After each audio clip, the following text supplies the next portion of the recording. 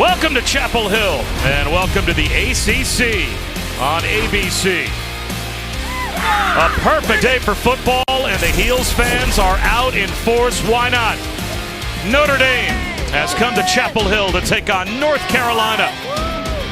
And we welcome you here to Kenan Stadium. Bob Wischusen alongside Dan Orlovsky. Chris Budden will join us in just a moment. And Dan, talk about contrasting styles, right? It seemed like Notre Dame, rocky start to their season, found an identity last week. North Carolina might seem to still be searching for theirs a bit, but we know something. There will be points scored in most North Carolina games. Yeah, North Carolina can go up and down the field and score basically with anyone with their redshirt freshman quarterback Drake May. I think for Notre Dame, it's being patiently impatient. Patient because they do have a pretty good defense that can keep them in football games. Impatient because they got to try to figure out who they can be on offense. Starting Drew Pine for a second time this year, his first start on the road, and some pretty unproven skill position people on the outside. It's going to be a great environment here in Chapel Hill.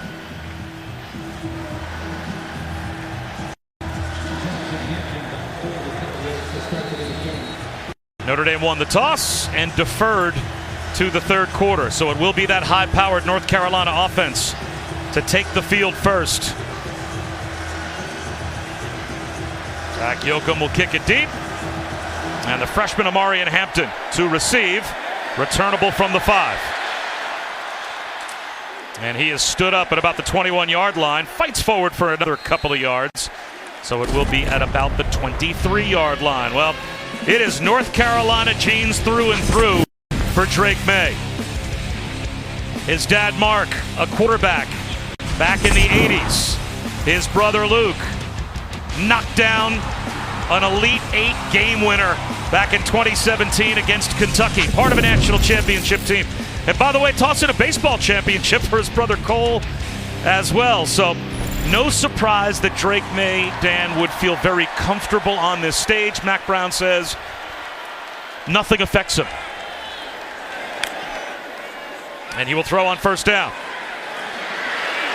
Eyes downfield, out of the pocket, tosses one man-to-man coverage, and J.J. Jones climbs the ladder and pulls it in at the Notre Dame 48-yard line. And there's that patience by Drake May. It's really just a hitch route. It's good coverage by Notre Dame. And then Jones realizes quarterback leaves the pocket. Look at him, fully outstretched to make that catch. A beautiful job, quarterback, receiver seeing it the same way. A quick hitter underneath. That's Kamari Morales. And he fights for extra yardage and picks up about 6, close to 7. Cam Hart missed the tackle. That first down play, first play of the game, is kind of a great representation of who Drake May is. As talented as you can be for a redshirt freshman.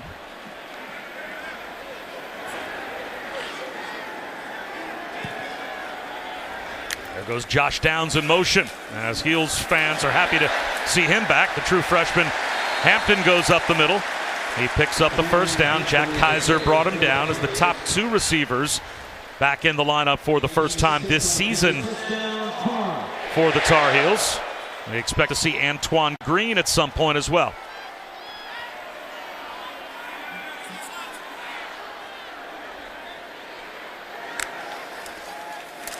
Play action. May steps up, and he'll take off and pay the price. Maris Leofau was there to bring him down after a gain of 6. Leofau is a player for Notre Dame, linebacker-wise. Just got great instincts that are natural to the game of football. Once he starts playing more, coming off of that injury and letting the game come to him, you are going to see him as a player absolutely take off. My hair envy of Maris Leofau is real. Quarterback run. May into the secondary. Inside the 15-yard line before he's tripped up by Leofau. 15-yard run for Drake May. Watch this by Hampton on the left side. He sees nickel pressure off the edge. Bang, he steps up. That allows the seam for May to get through on that run. Really good job by the freshman. Seeing that pressure and Drake May just following his lead block. Impressive opening drive for North Carolina. May, again well protected, floats one high. And incomplete, looking for Morales inside the 5. It'll be second down from the 14-yard line. Now, the second stint on the sideline is the head coach at North Carolina, Mack Brown, and he is a joy to talk to. It's no wonder kids want to come here to play for him. 71 years old, and he even said it himself. I mean, how many 71-year-olds do you know that can actually, effect change in a kid's life? And I think that's one of the things that just keeps him so energetic at that head coach spot. Antoine Green in the game for the first time, split out wide right. Instead, it's a handoff running right for Hampton. And there is the physicality of that Notre Dame defensive front. They're tough to move. Riley Mills supported by Jack Kaiser, and now it's third down and long. Notre Dame's defense, very good front seven. You mentioned Mills, you mentioned Kaiser. That's the strength of this football team. The one difference I would say with Carolina offensively this year with Drake May, he sees the field so well. That's an advantage down in the red zone. You can build in true pass concepts to attack this Notre Dame defense.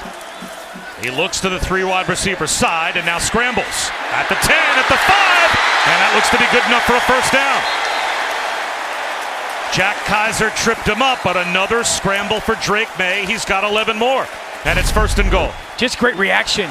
He's really getting through 3 or 4 of the progression here. And do you see those instincts, Bob? The ability to see, I got to see him on the right. Athletic enough to go create that first down off his feet and then get down to avoid that hit. You're kind of seeing the whole plethora of talent Drake May has. First and goal inside the 2. Hampton up the middle. Turned back. Isaiah Foskey on top of Amarian Hampton. And he was in the middle of that collision. That's a great job by Foskey versus Rolland, the right tackle. See that just kind of shove off. And then Hampton's a big 220-pound back. The ability to be physical, make that big stop.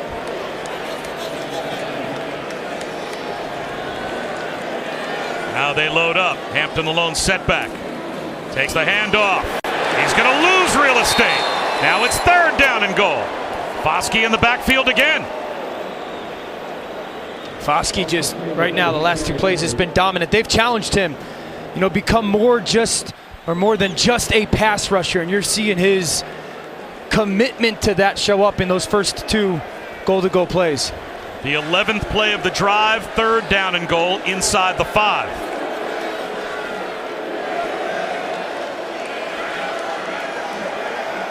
Caleb Hood, the lone setback. Play action. May, extended. May, end zone, diving attempt, incomplete. Antoine Green, the intended receiver. So it looks like Notre Dame will have a bend but don't break defensive drive. Is Mack Brown going to opt for the field goal here? I think Carolina should go for it, but this is great discipline by everybody in Carolina's defense. Make sure that number 1 isn't there, and then you see the outstretched arms by Green. Interesting. We talked to Mack Brown about how aggressive he was going to be, going for 7s rather than 3s yesterday, Dan. He talked about it. Again, your defense hasn't played good football if you're North Carolina. You think Notre Dame's going to have some success. I like this aggressive thought. And now a timeout's going to be called from the sideline for Notre Dame. Timeout. By Marcus Freeman. Notre Dame, first charge, timeout. So that might be a moment where a head coach on the opposite sideline is saying, wait a minute, they're not kicking a field goal here? Sure. We need to talk things over. Yeah, one of the things that Mack Brown talked to us about was he actually took his defense for North Carolina and showed them clips of Notre Dame's defense, saying, hey guys, they got a good defense, so we're going to have to play a little bit better football. And I think this is a moment where Mack Brown's saying, until my defense proves to me that we're going to be able to stop people consistently, we got to play aggressive offensively.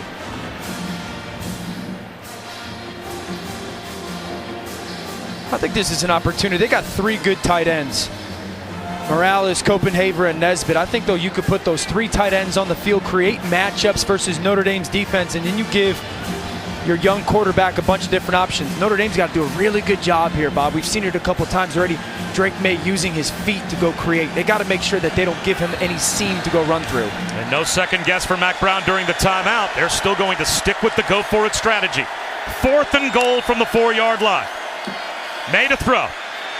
Back corner of the end zone. Hits it in. Caught. Touchdown. Welcome back. Josh Downs.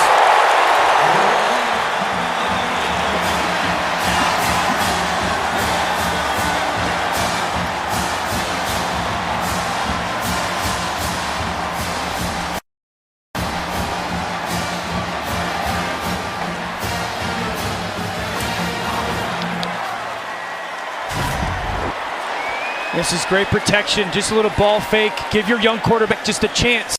And I love the type of pace on that throw, allowing Josh Downs to go climb up and go make that big-time catch. A knee injury in the opener against Florida A&M cost Downs the last 2 games, but with a bye week factored in as well, they knew he'd be back today, and he is back, and then some. Welcome back, number 11. A little bit of a wheel and stutter route over Bracey. That young player knows, I got number 11, Josh Downs. Let me make sure I just give him the opportunity to go make that catch. You see the tapping of the head. Good aggressiveness by North Carolina coming out on that first drive.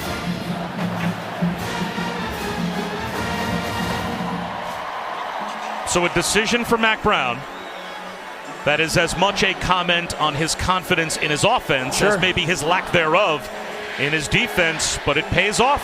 I think he said yesterday, until my defense shows me that we're going to play better, more fundamental, consistent football, he's got to change the way that he approaches the game when it comes to play calling.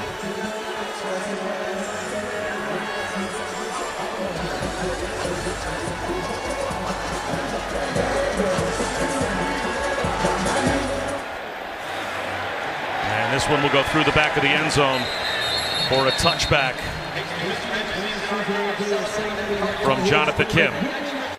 So now it will be our first look at a Notre Dame offense with, of course, the backup quarterback in Drew Pine taking over for the injured Tyler Buckner. But last week, somewhere in the second quarter, seemed like against Cal, they made a conscious decision. If we're going to win, it's going to be because of our big boys up front and how we can run the football. Imagine the pressure of being the starting quarterback at Notre Dame.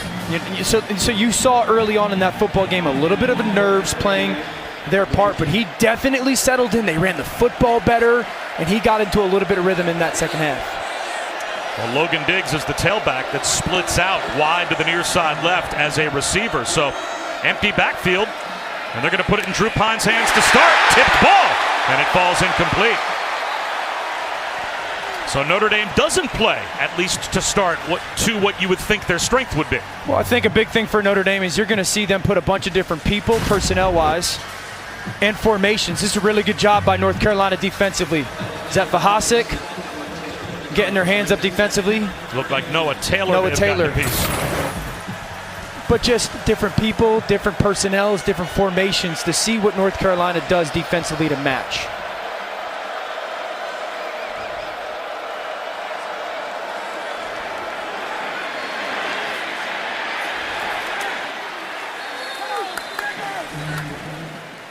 Chris Tyree on the carry for Notre Dame, number 25.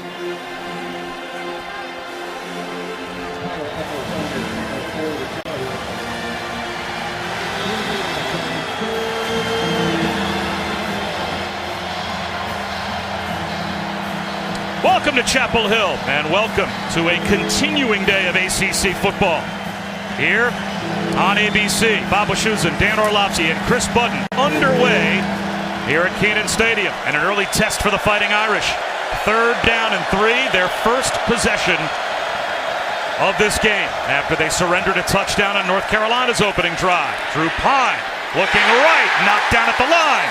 Raymond Vahasik, as Noah Taylor knocked one down earlier on that drive. Now the opening possession for North Carolina was already a show being put on by Drake May. He ran for 33 yards on the opening drive, but North Carolina, Dan Orlovsky, got to 4th and 4 at the 4-yard line, went for it on 4th and goal, and the decision paid off as Drake May floated one to Josh Downs for the early lead. Just an impressive drive to start this game for Drake May. You saw a little bit with his feet. You saw his ability to push the ball downfield. The decision making was very good. And then your defense goes 3 and out, 2 batted balls at the line of scrimmage. Ideal start for Carolina. Cam Kelly fought off the first tackler but couldn't move it any further than a 2-yard return. Perfect day to watch a college football game here in Chapel Hill. Welcome back to ESPN College Football on ABC, presented by Arby's. This is the ACC on ABC. We can only hope that this game is as good as the last one. What a thriller between Clemson And Wake Forest, North Carolina with the early 7-0 lead. And they start now at their own 16-yard line. Bob Wischusen here with Dan Orlovsky and Chris Budden. Drake May, terrific on drive number 1. And here's Caleb Hood starting off the second possession for the Heels. Gabriel Rubio brought him down near the line of scrimmage. It will be 2nd down and 10. And Drake May, Dan, the moment you watched his tape and started sending us some clips this week, you immediately said, well, this is a difference-making, talented quarterback. Yeah, so movement like Joe Burrow, just in the pocket, just that natural, subtle athleticism, and I think his ability to know exactly where the ball needs to go versus what the defense is giving him. Seeing the field is an absolute strength of his. He didn't see the rush coming that time from the blind side, and down he goes. Riley Mills gets the sack at the 6-yard line. This is a really good job by Notre Dame's defensive front. Foskey's going to go inside, and then you're going to see Mills wrap around on the outside. Great set. The tackle has to step down to protect against Foskey, and then Mills wraps over the top. That's what they want to do, Notre Dame. 4-man front, and just don't run past the quarterback. Use those stunts to create an angle towards him. 3rd and 20. And the quarterback taking the snap from his own goal line. 4-man rush again. Under some pressure again. Incomplete. Bryson Nesbitt, the tight end, couldn't hold on. So the Heels go backwards, and they'll be punting from the end zone. And I'll go back to the sack, because we were talking to Phil Longo, offensive coordinator for North Carolina. And what's the flaw? And Drake's going to have to mechanically get better, but consistently making boring decisions, checking the ball down, which so many young, talented quarterbacks have issues with. That's where, when he decides to figure that out and really kind of master that, you will watch this young man take off.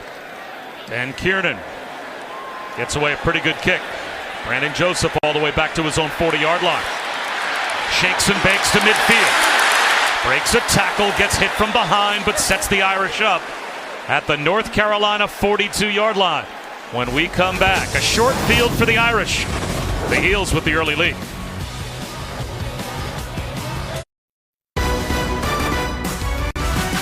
College football on ABC is presented by Arby's. Arby's, we have the meats.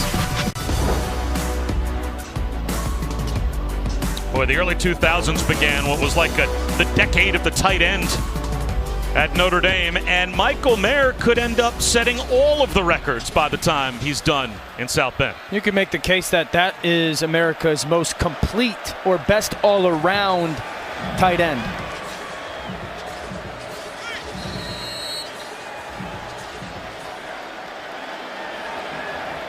And they will try to get him the ball as often as possible today as he lines up as an H-back here. 1st and 10 from the plus 43. Here's Chris Tyree. And he'll move the pile for about 3 yards. You know, Michael Mayer grew up in Kentucky dreaming of being a Kentucky basketball player. But his high school coach, John Frederick, of course, went to Notre Dame. He called up Todd Light, who was the DB coach at the time, but recruiting that area. Said, I just want to give you a heads up. I've got the next Kyle Rudolph on my high school basketball team. You might want to recruit him. They did. And he could be the record-setting tight end all time at Notre Dame. As Chris Tyree gets stacked up, it'll be 3rd down at about 4.5, Chris. Bob, in talking with Mayer this week, he said, freshman year, I got a bench press for Christmas, and I used it so much I gained weight, and then I didn't have the ups that I used to have to play hoops. So the football coach said, why don't you come out? I said, well, what position would I play? He goes, we're 87, play tight end. Turned out pretty good decision. That was a wise decision. And he will probably be the primary target on 3rd down and along 4, close to 5 as Mayer goes in motion.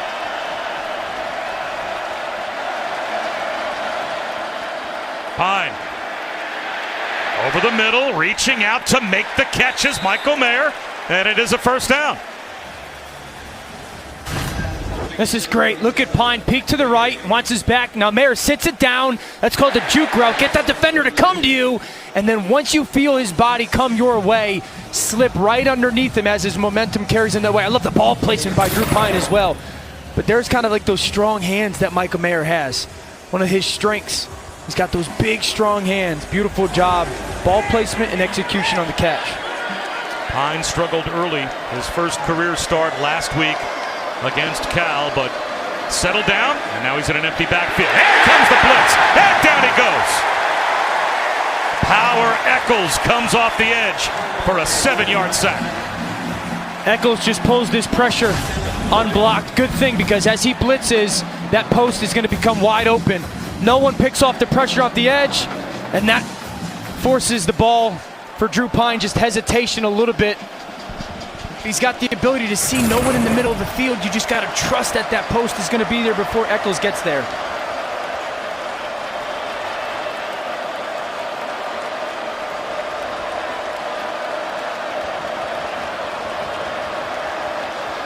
Four-man rush on 2nd and 17.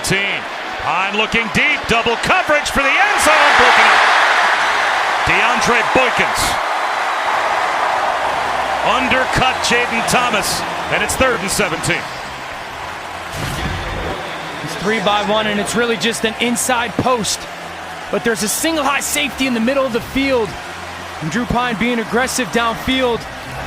Really good job by Carolina defensively.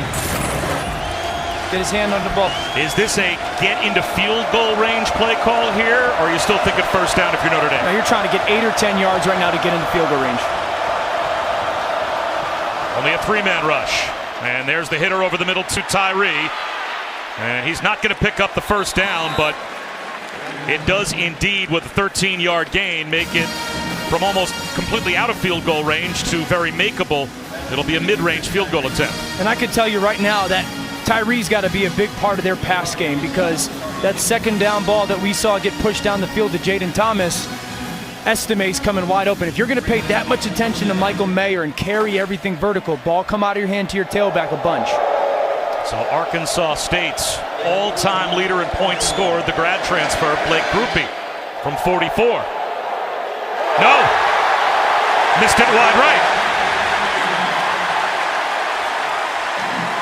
So the Power Eccles sack gets the stop started for North Carolina. And the Irish start in plus territory and come away empty.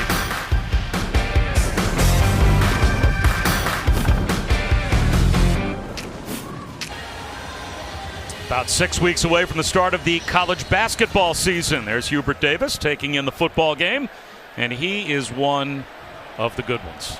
They're going to be really good again this year, right, Carolina? They'll have a good team, and they've got a good coach and just a good man at the helm. As Omarion Hampton goes up the middle, he picks up 5 on first down. Jack Kaiser makes the stop. Hampton's such an interesting player. I mean, 6 yards per carry, ACC Rookie of the Week, 6 footer, 220 pounds. Once he really understands how to take the physical and become a back, he's going to be a difference maker for them. Hey, quarterback run again, and again takes a big hit, but moves the chains. Using the athleticism, quick RPO. Can I flip it to Nesbitt? If not, and the defense widens, you just take it yourself. Love to see you get down before that big hit comes. But really good decision making in their RPO zone read game. A form tackle by Xavier Watts, but how many of those types of shots do you want to see your quarterback take? 0. Is that speaking from experience? Hampton dropped behind the line of scrimmage as we take a look after that Prince Collie tackle at our impact players. And for Carolina offensively, it's Josh Downs. We've already seen him come in and be the slot receiver for Drake May and catch that touchdown pass. And then Marist Leofau, just tremendous natural instincts. And once he really learns, okay, let my instincts take over and I can go play, you'll see him dominate football games defensively. Play action, the quick slant, incomplete. It looked like J.J. Jones just broke his route off for some reason, and now it's 3rd down and 12. Notre Dame defensively right now, after that first drive, doing a pretty good job. You know, last series, Mills gets the sack. Now they get the incompletion on 2nd down. This is where they want to live. Just play that consistent, fundamentally sound 7-man box, be physical on the perimeter, and challenge this Carolina offense. Drake May has missed on 4 of his last 5. 4-man rush, quarterback draw. And Leofau, part of the group there to bring him down, as he just about gets back to the original line of scrimmage. Bobby, really good coaching here. I mean, Leofau is technically a blitzer, and he does an awesome job of just having great feel. This is him right here. Watch how he's ready. Ball gets snapped, and he's like, I'm not just going to go chase the quarterback. Be ready. He's a spy. Slips underneath that block, and then able to bring Drake May to the ground. But really good job, awareness of the situation. Don't just go chase ball. Be understanding that Carolina likes to run Drake in that moment. It looked like Notre Dame may have gotten a piece on the rush. Kiernan got it away and gets a good roll down to about the 17-yard line before it's downed. It is a 44-yard punt, but almost a special teams disaster. So Drew Pine, the number 13 pocket passing prospect back in 2020 on our ESPN 300, appeared in 6 games his first 2 seasons and began this year as the backup to Tyler Buckner. But Buckner injured in the Marshall game, so Pine made his first career start last week, and it got off to a rocky beginning, to say the least. He heard about it from Tommy Rees. He heard about it from his head coach. A muffed snap, some missed receivers. They went to the run game, but he definitely hit some throws, Dan, as the game went on, as Logan Diggs gets this drive started. And let's check in with Chris. There was definitely some nerves, Bob, early in that first start, but if you talk to him and any of his teammates, he doesn't lack for confidence. He's best friends with Michael Mayer, and Mayer said, I haven't need to talk him off a ledge or anything this week. He has been in contact with Brady Quinn. He grew up loving the former Irish quarterback, and the text back and forth just help him get in the right mindset. Another handoff to Logan Diggs, and another tackle near the line of scrimmage. It will be 3rd down and 8. Chris Collins came up to make the stop. Now there's Tommy Rees, offensive coordinator. I like what Tommy did last week. Try to build a little urgency into Drew Pine. He said Drew's going to get coached hard, just like all the other quarterbacks that have come before him. And he answered that. I think the big thing for Notre Dame is they got to be better on the line of scrimmage to start this game. They got to move Drew a little bit to help him see the field.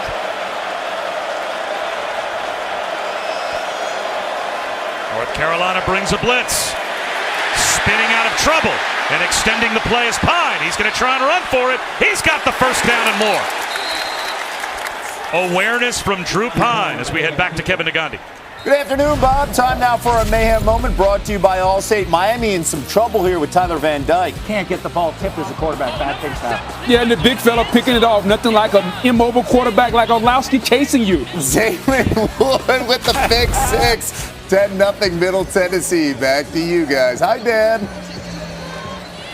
That's perfect. That is Booger and the guys. 8 seconds to go in the quarter. Looks like a buzzer beater. Just before the end of the quarter, sneaking in a Dan Orlovsky insult. I love it. I can't dispute the fact of I lack athleticism, so I run away from his big butt, though. To the end of the first quarter.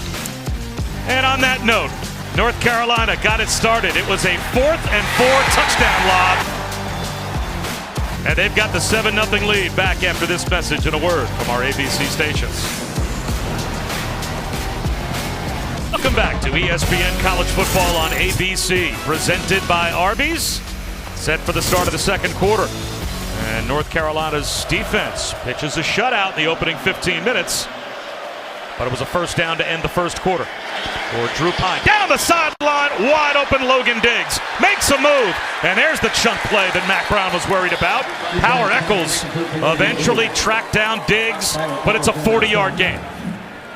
This is what you're going to happen. This is a little bit of a ball movement. This Diggs is going to go down the field, but they're going to slip this backside tight end as well. What happens is this defender gets caught in between. What do? All of a sudden, he realizes Diggs down the middle of the sideline or down the sideline, put that defender in conflict. Really good play design by Tommy Rees. Talked about it. Move the pocket a little bit for Drew Pine. That's a relatively easy throw. Diggs doing a really good job of making sure his eyes are around for that throw. Logan Diggs suffered a shoulder injury in the spring game. He actually came back earlier than they expected, but they wanted to get him in the game more often this week, and obviously making a 40-yard catch-and-run play here. He's already had an impact as we give you today's Aflac trivia question. Can you name the 5 active FBS head coaches with at least one national title? I think I can. You just count. You can give us names. You're just kind of counting them up in your head. Well, one of them's here. Yep. One of them's in Tuscaloosa. Correct. One of them just won in overtime or double overtime. Correct. That's 3. I'll get there, champ. All right. So after the 40-yard catch and run, and Diggs help to the sideline, Tyree the lone setback. He takes the handoff. Inside the 30, pounds his way down to about the 25-yard line. A 9-yard gain on first down. Jimbo Fisher, number 1, but your word of pound is kind of exactly what Notre Dame wants to do with Marcus Freeman. He even said it himself. We are and have to be an offensive line and defensive line program. And that's the unit they got to lead on. This is a unit that new offensive line coach who comes back, Harry Heiston, they're finally starting to play the brand of ball that he wants. Much better game last week than the first 2 weeks for them. That's exactly what they got to do offensively. Tyree again has the first down. Chris Collins bumped him out of bounds, but the Irish on the doorstep of the red zone. You know, Marcus Freeman, I was so impressed talking to him. You know, after the first 3-week start, the Hail Mary finish last week, unwavering. You know, he even said, I can't change who I am, but I got to evaluate everything that we do and the way that we're doing it. And that's the message you want from your head coach in those moments.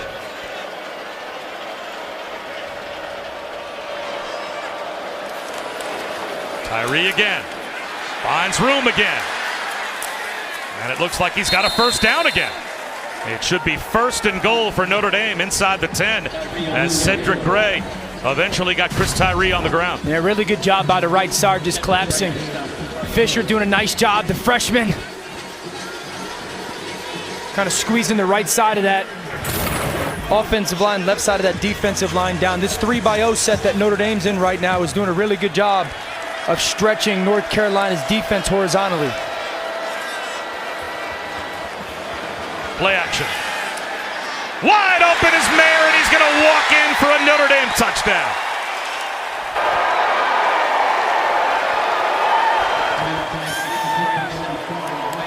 Tough to lose track of Michael Mayer, but North Carolina just did. And we're a point after away from a tie. You know, here's Mayer, and he's going to run what we call a shallow cross. But what happens is the ball fake's going to pull the defender. You put the ball in the belly of the back, and then Mayer replaces that missing linebacker. Awesome job calling that perfect play-action pass right at the right time for Tommy Rees. The 12th touchdown of Michael Mayer's career. He's now only 3 behind Ken McAfee for the all-time Notre Dame tight end lead. And we are tied at 7. Just over 2 minutes gone by in the second quarter. An 83-yard drive. And it's starting with the throw to Logan Diggs, and then you get down in the red zone. You find your big All-American, Michael Mayer. Irish tie it up 7-7 on the road.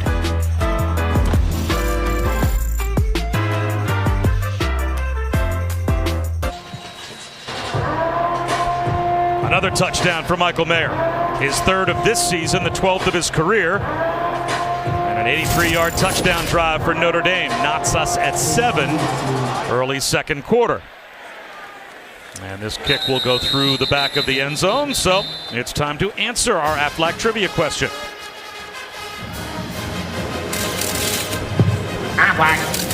Can you name the 5 active FBS head coaches with at least 1 national title? And I think Dan Orlovsky was kind of mumbling his way to 4. Well, the last one is Kirby. Okay, yeah, that was the go. most recent, right? I think I heard you want to name the other 4? You were just kind of counting in your head Yeah, earlier. it's Nick Saban, Kirby Smart, Dabo Swinney. Right. Nick's got 7, Dabo's got 2, Jimbo and Mac. Not supposed to look at the card. Never a doubt, Bub. Caleb Hood, the lone setback, as North Carolina goes back to work. Hood for a gain of about a yard. Let's go back to Kevin Nagandi. Week 4 afternoon games. How about Texas right now? Losing to Texas Tech. That game over on ESPN, ESPN2, Cincinnati and Indiana. Right now, it's the Bearcats up by 14. Ole Miss on the SEC network tied up against Tulsa. On the ACC network, you can't see it. Miami down 17-3. Quite the opposite of Dan's taste. It's spicy down in Coral Gables.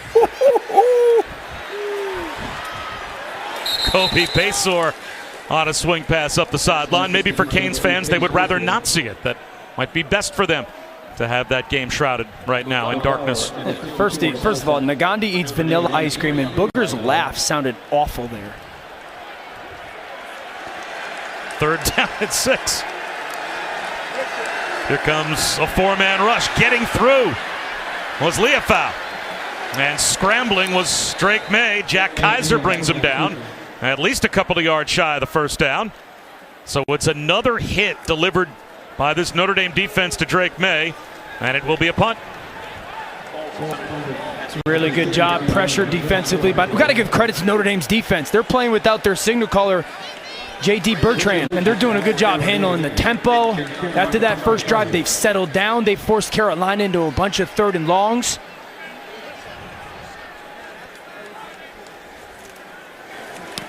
Kiernan gets away a low, wobbly kick. Returnable. And then Joseph made the first man miss, and it'll be pretty good field position at the 33-yard line for Notre Dame. Now a quick word from Cheez-It. I feel the cheesiest, but the chain puts the extra cheese on the cracker. It's here. Look at this. It's the cheesiest chain. This is the cheesiest day of my life! Cheese it. Feeling the cheesiest. So good field position for Notre Dame and a 7-7 tie. Dan, after the identity that they really seemed to lean on last week when Drew Pine took over at quarterback, took over on that last drive. Now how does the North Carolina defense respond? Yeah, and North Carolina defensively has done a much better job with their eyes. Keying things Notre Dame doing offensively, not giving up big plays. But I think Notre Dame's got to continue to get the ball to 87 like they are right here and get Drew Pine on the move in their play-action game. How many teams run a jet sweep with their tight end? We saw Georgia do it today to Brock Bowers, and he went about 75 for a touchdown. Michael Mayer, so the reason why I think he's the most complete tight end in the college football right now is he's the most willing and able to be a blocker. You can't play really at Notre Dame unless you are. And I think that's the difference probably between him and probably the second best is Brock Bowers.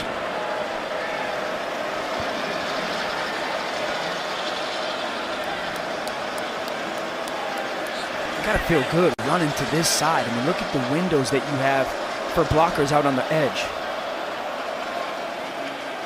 Estime right up the middle into the secondary, and there goes Audric Estime. Close to the North Carolina 30-yard line before he's finally brought down. Giovanni Biggers made the stop. And they slice the tight end Sherwood from one side to the other. That split flow. Estime hits it right downhill. Backers go over the top. Really good play design by Tommy Rees, understanding, okay, we got a little bit of a window on that right side that's overflow, and hit him right in between the guard and the center. 29-yard run by Estime. Play action. Shot to the end zone. Touchdown. Lorenzo Styles. Flag down back in the offensive backfield.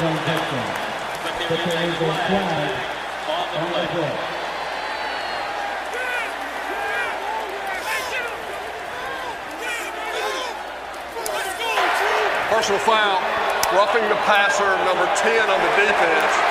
Result of the play is a touchdown. That penalty being forced on the succeeding kickoff.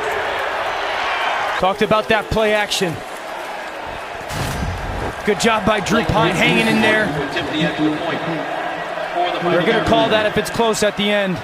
But I love the play call. Here's Styles, okay, in the slot, and we're going to get a fake that way. Watch the eyes of that defender. Bad eyes inside. The ball goes over the top.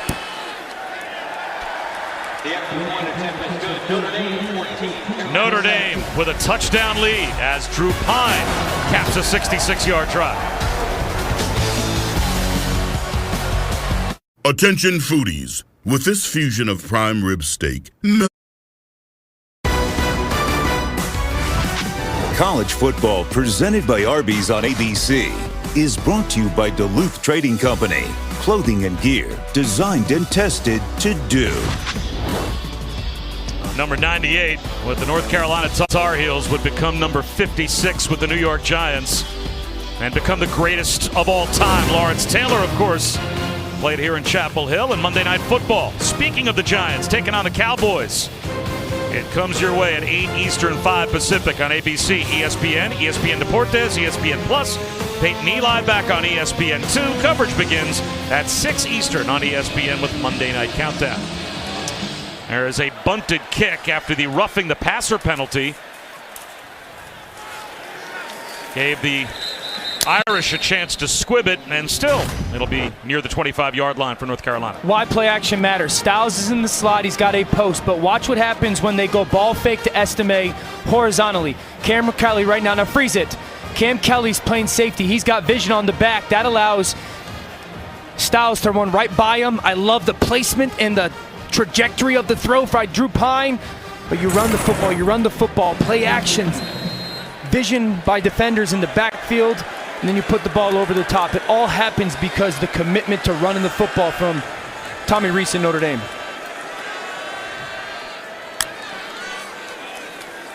Tunnel screen, Josh Downs, nothing there.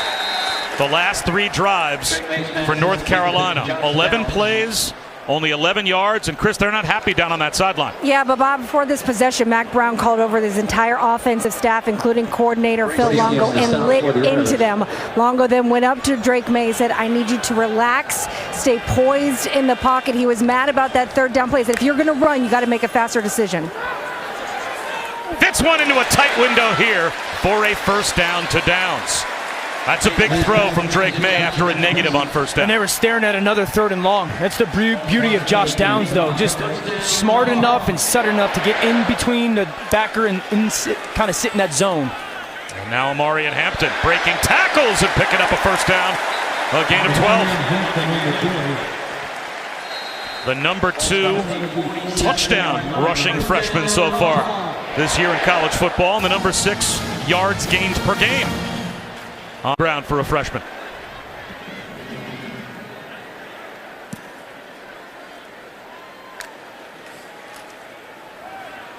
Follows his blockers and gets to midfield, a gain of 3. So Notre Dame with a 7-point lead. And coming up later on tonight on ABC, Wisconsin, Ohio State, 7:30 Eastern at the Horseshoe. Badgers have a chance to stick in that one with the Buckeyes. Going to have to make sure that they don't give up big plays. You know, play shell defense like Notre Dame did week 1, candidly. Hampton again. Popped by Leofau. Still picked up about 4. The big difference between Carolina this year and really last year is their offensive line. And the offensive line, who's got a new offensive line coach in Jack Bicknell Jr., they're not catching anybody on the defense. They're really doing a much better job of firing off the football and trying to change the line of scrimmage.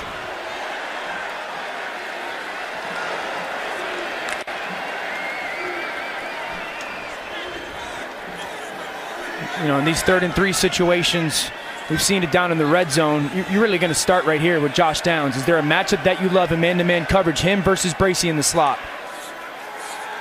May takes a shot down the sideline. It's holding!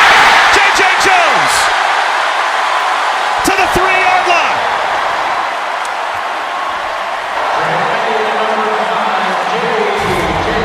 It's a great job at the bottom of the screen by Jones.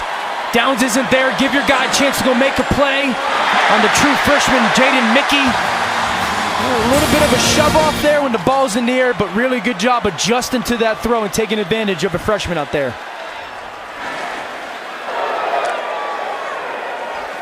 May on a keeper. Out to the edge. He'll throw it away.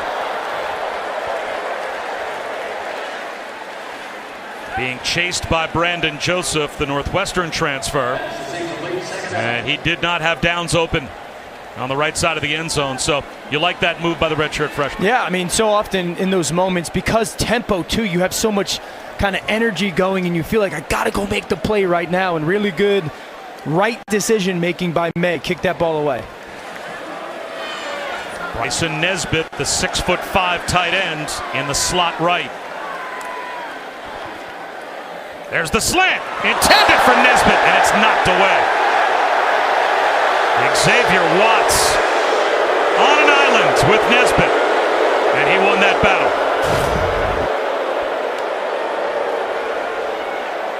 And that looks pretty clean to me. I can't see the right arm on the backside of Nesbitt, but that looks like a pretty good job of Watts kind of avoiding contact and scraping over the top with the left. Remember, this last time Carolina was in this situation, they were aggressive and went for it. They went to Josh Downs the last time. Play clock down to 8 as they get set for 3rd down and goal. Play clock down to 4. They get the snap off. May lobs one wide open as Downs. He's got another touchdown for Josh Downs.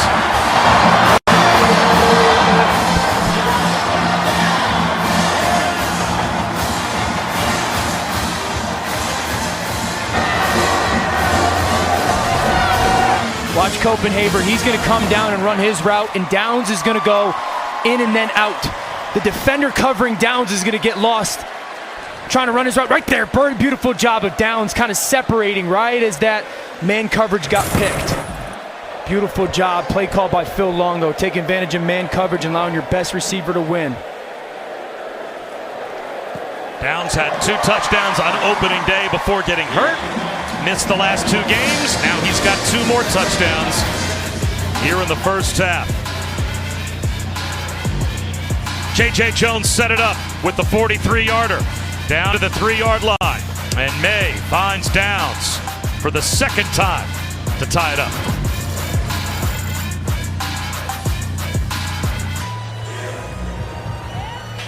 Terrific answer by the North Carolina offense. The redshirt freshman quarterback Drake May leads a touchdown drive right after getting an earful from his head coach. And the rest of that offense on the sideline as Jonathan Kim will put one to the corner of the end zone. It will go through the back for a touchback, and we check in with Kevin. Bob, time now for our AT&T 5G studio update. Knoxville rocking here. Dan Anthony Richardson, 1 touchdown in the air and then 1 on the ground. On the quarterback sweep here, using his strength to get to the edge. Great blocking to seal the edge. Walks it in. And the extra point good right now, 14-10. Bullock, what do you think of this score with Miami? The U is not back. No, it's not. I'll just leave it at that. Plenty of time left in the first half. Down 21 to Middle Tennessee. That game on the ACC network. Back to you guys. Yikes. That's crazy. And still a lot of time left for Miami to try to come back, but Booger's right. The U is not back. As the play fake to Tyree rolls Pine out, and a good decision as he throws it away under duress from the rushing Power Eccles. Well, the Irish got off to a slow start on offense, missing a field goal on their 2nd possession, but back-to-back touchdown drives. And Tommy Rees right now leaning on the physicality of that offensive line. Yeah, and getting the quarterback on the move, which I've really liked. Tyree.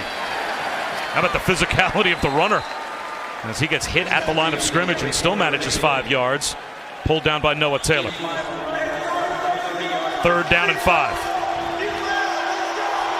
You know, last time Notre Dame had 3rd down, North Carolina played a 3-man front, tried to play man coverage, and you saw Drew Pine have enough time to scramble around and go make a play. If I'm North Carolina, I'm coming after him. I'm doubling 87 Michael Mayer and saying, Notre Dame, you got to find somebody else to beat us.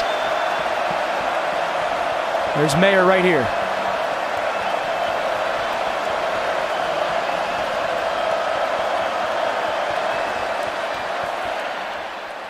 Pitch and catch first down, though, for Jaden Thomas.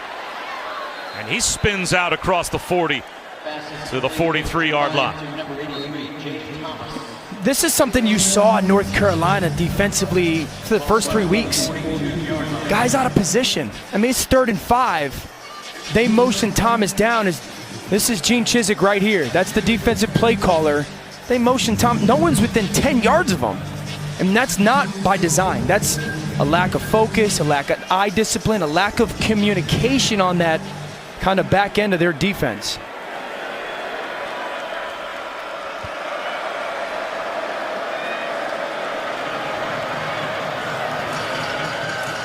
Tyree behind Mayer.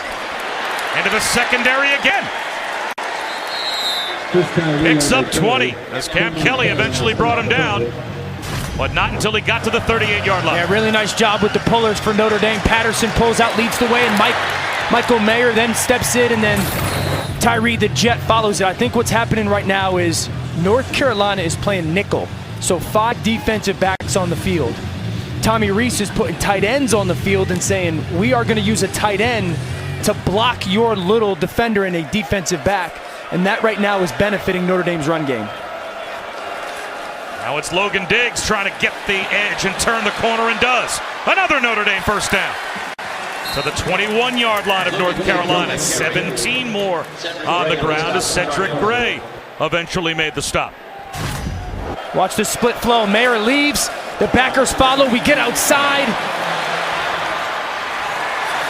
And Diggs making some people miss in the open field. Notre Dame's got stuff in their run game right now.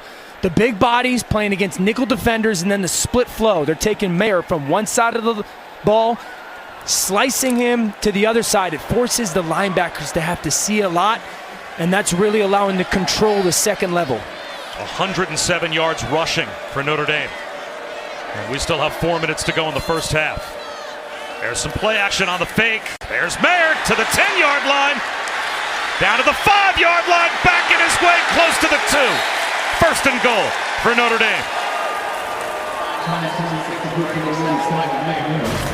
Really nice job. What happens? They're going to take that back and release him out. Here comes Mayer. Now watch this linebacker on this ball fake right here. You're gone because you're paying attention to the ball fake. Replace him with the tight end. And then the physicality from the big fella. And Tommy Rees is right now in a real good rhythm, play calling wise for Notre Dame. You're seeing the sprinkle, right? The sprinkle of run game, play action, movement, bootleg, easy throws for your quarterback. It looks like Notre Dame is going to let the play clock wind all the way down and call a timeout. And there it is with 3:18 to go in the first half. First and goal for the Irish when we come back to Chapel Hill. We are back with a look at the Taco Bell Live Más student section.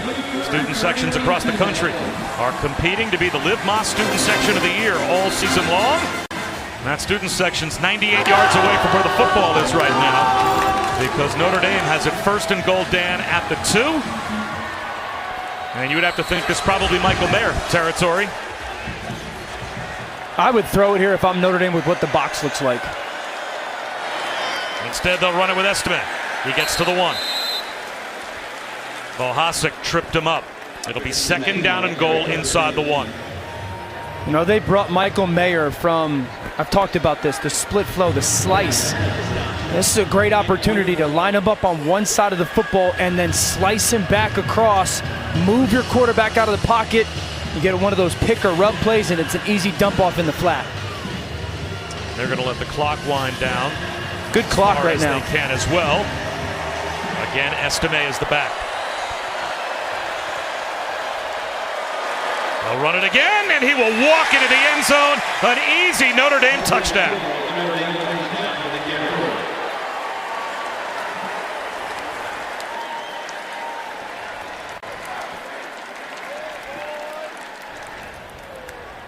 Really good drive by Notre Dame offensively. Finishing it off with Estime. There's that split flow zone. Showed up. Really nice job on the left side, Alt, and reared in the freshman tight end, just mauling North Carolina defensively on front. The Irish with 3 consecutive touchdown drives as we head back to Kevin. Bob, thank you. State Farm halftime report just minutes away. Dan Mullen, Booger McFarland, Kevin Nagandi. What are you seeing right now from Notre Dame's offense? I just love the way the offensive line is starting to control the game, the physicality of the running game. Okay, physicality, we're seeing a lot of that in Knoxville. What do you see from Florida? Well, I'll tell you what, they're playing confidently, in Tennessee in the back of their mind, think it's 16 of 17 they've lost. They got to get over that hump. Highlights coming your way. Plus, what is going on in South Florida with Miami down 3 touchdowns? Back to you. All right, Kev, thanks very much. 3 straight touchdown drives for Marcus Freeman's team. And Dan, all 3 of those drives, it's funny, they started with the short field 4 possessions ago at the plus 43-yard line. Did nothing, right? Missed a field goal and didn't move the ball. The last 3 drives, 83 yards, 66 yards, 75 yards, all for touchdowns. Yeah, remember we started the game, we said Tommy Rees, the play caller, was going to give a bunch of different formations and personnels to figure out how North Carolina was going to align to it. I think he's got some information. That's why you've seen these last 3 drives work so well. There is a fair catch called for by Hampton, so that will come out to the 25-yard line as we take a look at the AP College Football Rankings, brought to you by Verbo. And Georgia, more trouble than you would have thought with Kent State. That game a little closer than you might have expected. Michigan survives as well against Maryland, and that Clemson-Wake Forest game was a lot of fun to watch. Wake Forest is legit, and Sam Hartman's one of the toughest players you're going to come across, and their offense is so unique, as so many ACC fans know. Gained a lot of respect from Clemson, surely, and nationally how well they played them.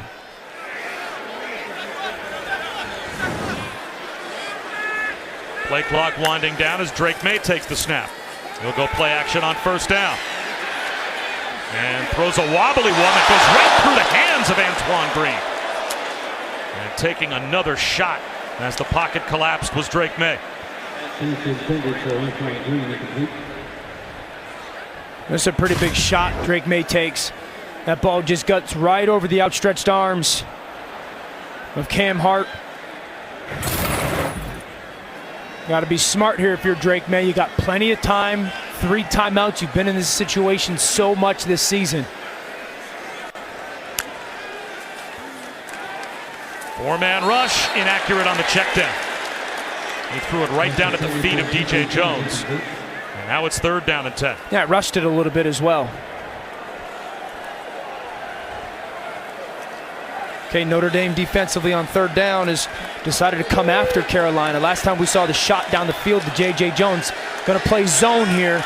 Got to have really good eyes if you're Drake May. And with a timeout and 2.5 minutes on the clock, you can see Drew Pines hoping for another chance. May, a shot down the sideline, one-on-one, incomplete. That one off the fingertips of Antoine Green. Cam Hart, step for step in coverage. And plenty of time for Notre Dame to score again before halftime. North Carolina takes their shot. Cam Hart playing with his back to the football. Green runs right by him. It's a beautiful throw by Drake May, and just out off the fingertips of Antoine Green, who's their speedster. Beautiful throw by Drake May. I like the aggressive play call.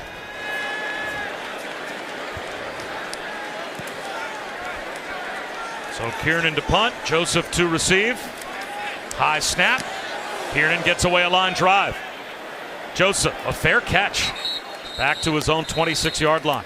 A 50-yard punt. And Saturday Night Football is on the way. Presented by Capital One. In the shoe, number 3 Ohio State and Wisconsin start their respective Big Ten seasons. Chris Fowler, Kirk Herbstreit, Ollie Rowe, they'll be there. 7:30 Eastern, 4:30 Pacific on ABC, as well as the ESPN app. And Ohio State, 2019, an offensive machine. I mean, they got one of the best wide receiver, if not the best wide receiver coach in all college football, and Brian Hartline. They pump dudes to the league on the perimeter. C.J. Stroud is often awesome. Henderson's great. Talented group. Pine back to throw. Sets up the screen to Tyree. And that's a good tackle. About a yard behind the line of scrimmage made by Noah Taylor. And Dan, this is a very important series for the North Carolina defense. Remember, Notre Dame deferred. They'll start the 3rd quarter with the football. But they put another touchdown on the board here before halftime, and they start the 3rd with the ball. North Carolina needs a stop. And there's Braden Lindsey showing up for the first time. And that will stop the clock at the 32-yard line and set up 3rd down and 4. The big thing for Carolina right now is just their eye discipline. Put your eyes where they're supposed to be. Read your keys exactly. You got to know Notre Dame is going to start this play call with number 87, Michael Mayer. Making sure that you got exactly the guy that you want on. Remember, last time we had 3rd and 5, they weren't anywhere near Jaden Thomas. Make this a little bit of a tougher throw on Drew Pine. Make him feel color versus the target he's going to try to throw to. He's got Estime in the backfield. 3rd down and 4. Mayer goes in motion. Blitz off the edge. Mayer makes the catch again. Another third down conversion for Notre Dame out to midfield. Traditional concept, you get him into the bunch, you clear off coverage. All they did was give Michael Mayer an option route. In or out, beautiful read.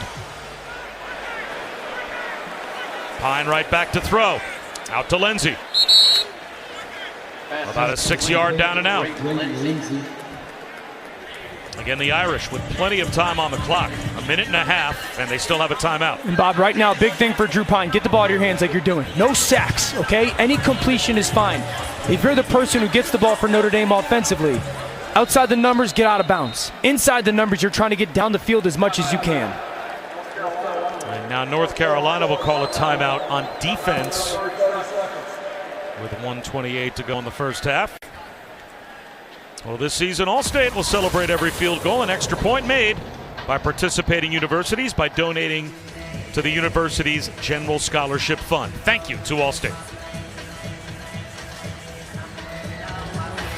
You know, always in these situations, the number one conversation you have is where do we have to get to yard line wise to get a kick off? That's the number one thing. Then number two thing is understanding timeouts. And again, if you catch that ball, if you're Notre Dame and you're in between the numbers, you don't have to worry about getting out of bounds because 1:28 with 3 timeouts and the stoppage of the clock after first down, you're trying to get as many yards as you can. Now, outside the numbers, let's get out of bounds to allow us to huddle. That's the really big deal. Well, Blake Ruby has 50-yard range, so that means you want to get to about the 32 or 33-yard line or so. You could see the field goal range line. Talking to their coaches, they're comfortable if they get him to the 35, so he'd be kicking probably from the 51, 52-yard range. I don't like how soft they are here, Mayer. They're just giving him so much cushion. Pine looks up the seam, instead a deep shot for Lindsey, incomplete. Storm duck, pretty good coverage. And here's a big play, 3rd down and 5. At the North Carolina 47-yard line. And this is all about Tommy Rees, their play caller, and the formation that he wants to get into. I've said it 3 or 4 times already. They are going to get Mayer in a formation that's going to give him free release, a matchup, the opportunity to run off of leverage. I'd advise him. I would double him and make sure he's not going to go get this first down conversion. He's right here in the slot. Notre Dame is 4 for 6 on 3rd down. Carolina showing blitz.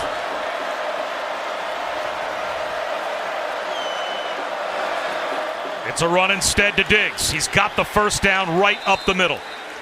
And they had to quickly get reset. Almost a shifting penalty.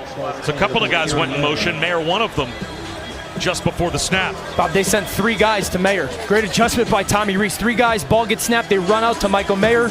You hand it off, your offensive line easily pushes the line of scrimmage. Pine scanning the field. He'll tuck it under. Down the sideline to Mayer. He missed him. Wide open. He got to the line of scrimmage, pulled back, delayed, and stayed on his side of the line. And Mayer was wide open, and Pine just missed him. Yeah, just missed him. He does a great job. Hang in the pocket. Awesome job by protection. Now get out. Eye downfield. He's going to get mad at himself for that one, man. That's the tough play. You just got to move on from it in this situation. 57 seconds left to go on to the next play. That's a big growth moment for Drew Pine in real time.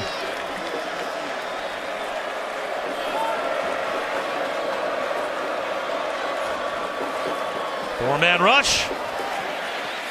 Mayer reaches up to make another catch and reaches the ball out. I think that is good enough for a Notre Dame first down. Dude, how good is this dude, man? I mean, I talked to a couple plays ago with that soft cushion. You saw it again. He runs the out route. Beautiful ball placement by Drew Pine. Strong hands. Again. The Irish preserve the timeout. Little wheel route down the sideline as Tyree makes the catch and gets out of bounds. Picks up 4 more. So 39 seconds to go in the half. And Notre Dame does have 1 timeout left.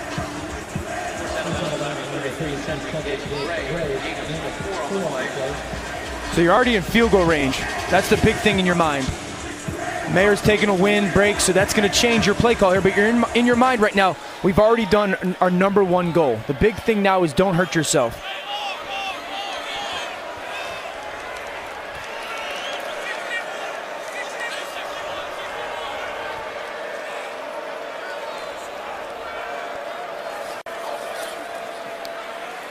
Back shoulder throw, but out of bounds.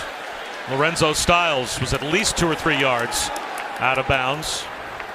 Walled off by Tony Grimes. That'll bring Michael Mayer back in for another 3rd down. And for North Carolina defensively, the question really is who can cover 87?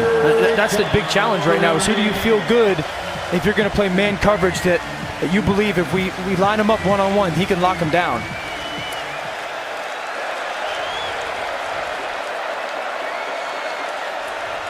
So I think this guy's going to blow out of there. His back could be really good one-on-one with the backer. Only a 3-man rush. That gives Pine all kinds of time to extend the play. He's going to run to the sideline and get bumped out short of the line to gain. Will Hardy, the freshman safety, came up to knock Drew Pine out. So it's 4th down at about 1.5 yards. Well inside field goal range. I think you go for it if you're Notre Dame. At least you go to the line of scrimmage with the formation. See if you can get North Carolina to jump off sides. You always have that timeout in your bag if you don't feel good about your play formation. He's going to call the timeout here. So an interesting decision to call the timeout already with the clock stopped. If you do go for it, you'd probably still like to have that timeout in your pocket with a fresh set of downs. For sure. I would have loved to see them just get in formation, get to the line of scrimmage, see if you can get Carolina to jump, with the hard count. And if they don't jump and the clock's winding down, then you could pop that timeout and kind of have the discussion of what do we want to do. Now, to your point, if they go for it, clock will stop quickly. You got to be ready to spike the ball on 1st down to make sure that you can get 2 or 3 plays off. But having that timeout would, at some point, you think, at least save you one. It's huge. So they make the timeout call here. I wonder if they kick it now. And a field goal, you just add to your lead, and you also start the 3rd quarter with the football. So Notre Dame right now has all the momentum. For sure. My assumption is that now that they've called that timeout, they're going to go kick that field goal and say, let's make this decision and the proper kind of routine and execution for their special teams unit. And they will, after calling the timeout, simply send the field goal group out. And Groupie will try from 40. He missed his first attempt from 44 back in the 1st quarter. But this one, he's got. So Notre Dame now has scored points on their last 4 consecutive possessions to open up a 10-point lead. Really good drive by Drew Pine. Tommy Reese, their play caller, Groupie nails it right in between the uprights. You got to be pleased, really, if you're North Carolina defensively, because they had ripped off some chunks right there, and you're starting real saying we can't fall down 14 going into half. Well, you're North Carolina defensively. Where are you finding answers for this guy? And they've done everything they can to get him the football. We saw a little bit of a jet sweep, getting him the football in space. He's ran one-on-one option routes. How great are his hands in contested areas? Red zone, fully out extended stretch. And they have utilized so many different ways to get him the football. He's been a huge part of their offense. 6 catches, 68 yards, and a touchdown. He was a semifinalist for the Mackey Award last year. Hard to imagine he's not going to be at the least a finalist this year, if not win the award. Just think about this. Everything they do offensively starts with him. I mean, the pressure to go perform, to give your team the absolute best chance to win is completely on his shoulders. Well, coming up this week on Sunday, NFL Countdown, a one-on-one with Josh Allen before the Bills take on the Dolphins, plus Aaron Rodgers and Tom Brady square off. Some of the game's greatest defenders share what it's like to try and stop those two. Kick off your Sunday with NFL Countdown at 10 a.m. Eastern on ESPN. Tomorrow, you had a front row seat to watch Josh Allen on Monday night. Not too shabby. Man, he is. He can play. He is as impressive as a player and a kid. I mean, one of the faces of the league, certainly the face of the Buffalo Bills. I'll be shocked if that team's not in the AFC Championship. They're that impressive. Let's see how frisky Mac Brown and Phil Longo get with their play calling here. They do have a couple of timeouts, and they'll run a draw with George Pettaway. Notre Dame was ready for it. That's the conservative call on 1st down. Let's see if we pop a run and then maybe put the ball in the air, but they're not going to take any chances after that was shut down. So it will be a 10-point lead at halftime for Notre Dame. So Mac Brown is going to have to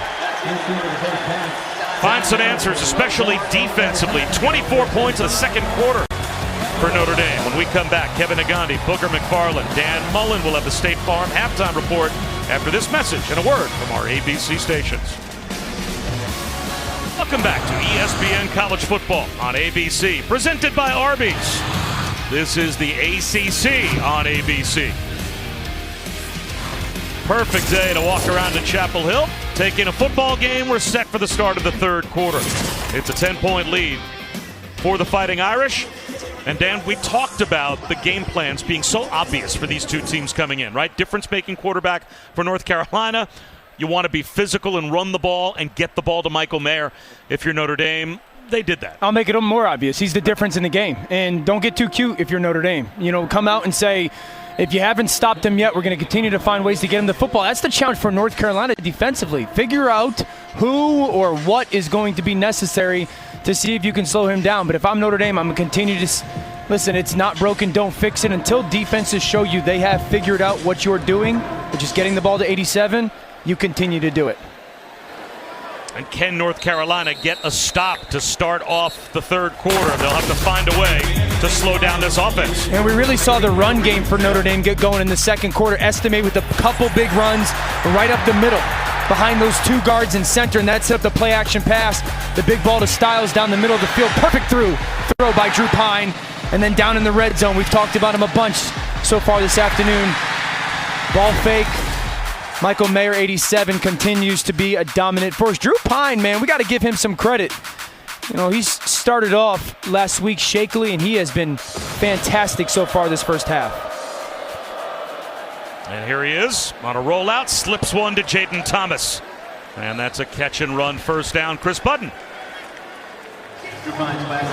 Coach, you guys scored on your last 4 possessions. What have you thought of the way that Drew's managed the offense in the first half? It's been good to see him play with some confidence, go out there and execute. We got guys all over the field that are making plays, and that's what we have to do to be successful. You get J.D. Bertrand back this second half. What do you need out of your defense to limit UNC? Continue to execute. You know, we cannot keep giving up the big plays, and that's the thing that has been our Achilles here. We got to make sure that we eliminate the big plays offensively versus them, and just do your job.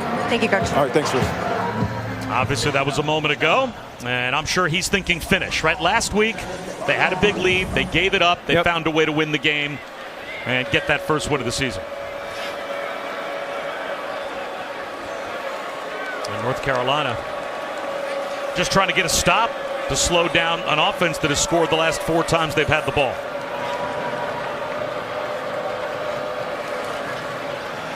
There goes Tyree. The jump cut to midfield. Another Notre Dame first down. Chris Tyree on the carry for Notre Dame.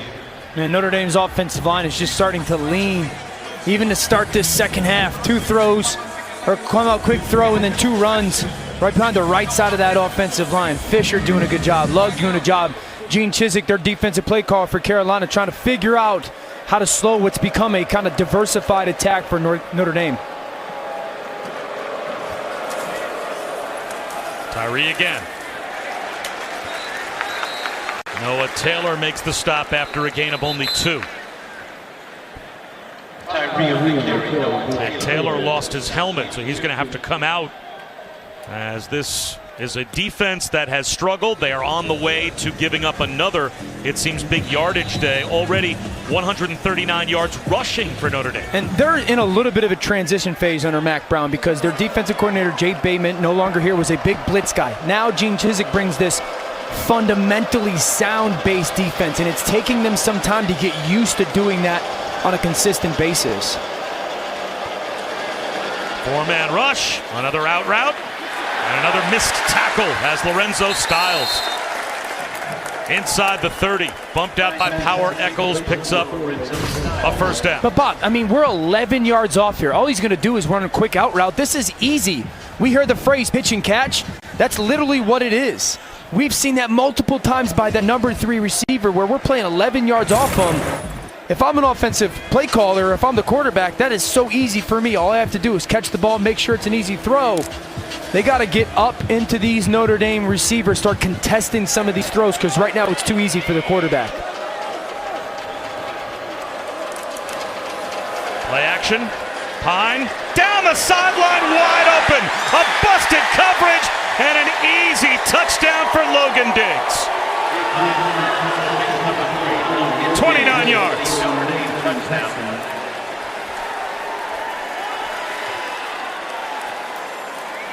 Does not get much easier than that for Drew Pine.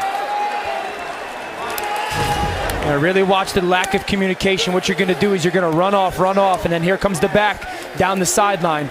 But everybody for Carolina is running this way, and no one is paying attention to the back. But you saw what Notre Dame did, right?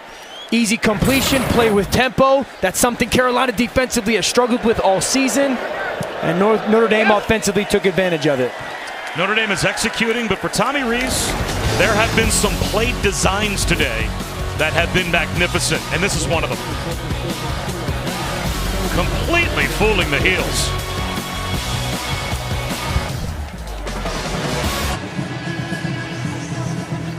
Logan Diggs with the touchdown. And Marcus Freeman, after watching his team lose back-to-back games to start the season, get a tough, hard-fought win at home against Cal last week. And this is by far the best execution that he has seen from his offense this season. I think you're seeing the kind of the energy of Notre Dame from Game 1 Ohio State and execution of the second half of last week. Let's take a look at North Carolina co-defensive coordinator and defensive backs coach Charlton Warren as we honor those who serve. Brought to you by Navy Federal Credit Union. In the mid to late 90s, Warren was a standout defensive back at the Air Force Academy. After graduation in 1999, he spent 10 years of active duty as a commissioned officer, achieving the rank of major. He left the service in 2009 to pursue coaching full-time at his alma mater, and he has been in coaching ever since. And now part of Mac Brown's staff at North Carolina. The blitz comes up the middle. Losing the football is May. Tried to avoid the rush. J.D. Bertrand came right up the middle and caused havoc. And it's a takeaway as Justin Ademilola ends up with Drake May drop.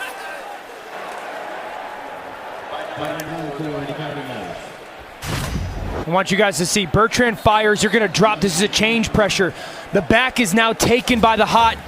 Bertrand comes unblocked. Really good job by Notre Dame. That's the challenge, is when that guy comes unblocked, you want to throw it to the back. Drake May trying to get away and just loose with the ball. Remember we talked about Bob a little. He's so talented, but the mechanics, the fundamentals got away from them there. But that's an Al Golden defensive coordinator special. Change pressure, take the hot answer away. Ball start as Blake Fisher took a step back at right tackle. Ball start.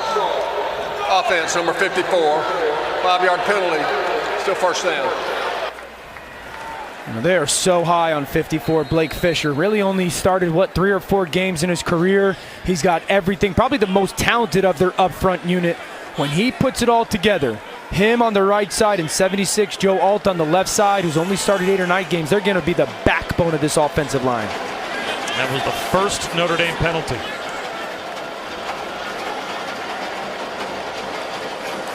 Pine to throw. Again, the out route works. Lorenzo Styles.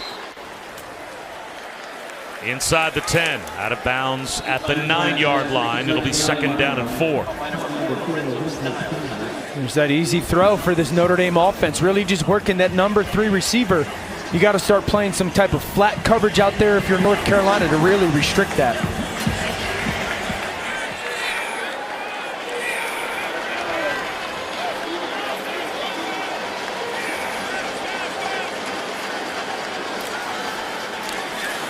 To the end zone for Mayer.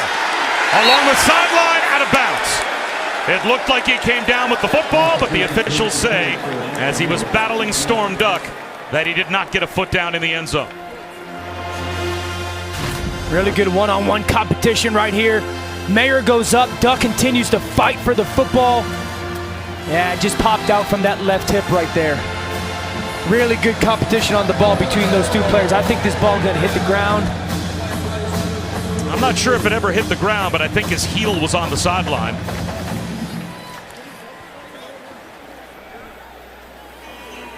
You're going to think this left heel? It looks like right heel. They are going to review. looks like he was able to secure the ball and keep it from hitting the ground, but does he have complete control of it when his heel hits the chalk? Right there, I think he's out of bounds. I think his control is probably irrelevant. I don't think he got the full foot down. Remember, when you're heading backwards, that heel has to land in bounds as well. If and you're you going don't see any forwards, you blue. can just drag the toe. You know, there's no blue between his cleat and the white of the out of bounds. It's a great catch either way, man. They called it incomplete. I don't think there's enough video evidence to sit here and say. After further review, the ruling on the field is confirmed. So it will be 3rd down and 4 from the 9-yard line. And this is a huge play, you would think, from a defensive standpoint for North Carolina. You are just trying to hang in this game. Gives you the chance to keep it a 3-score game and at least potentially force a field goal, but this is what I love for Notre Dame right now, this bunch concept. They're going to give Michael Mayer the option. They're going to try to run off coverage. He's going to run away from leverage. Right here. They're going to give him the option to run away from leverage. The ball is going to start to him.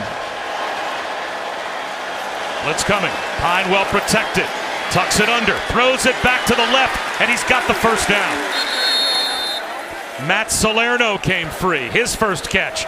And a 3rd down conversion down to the 2-yard line to make it 1st and goal. Absolutely love that read by Drew Pine. He wanted to force that ball to Michael Mayer. Credit Carolina, finally decided to cover him. Resets to Salerno, and really good job by Salerno getting downfield. Run off the left side of your offensive line. Estime runs right and gets shut down. Tackle for loss.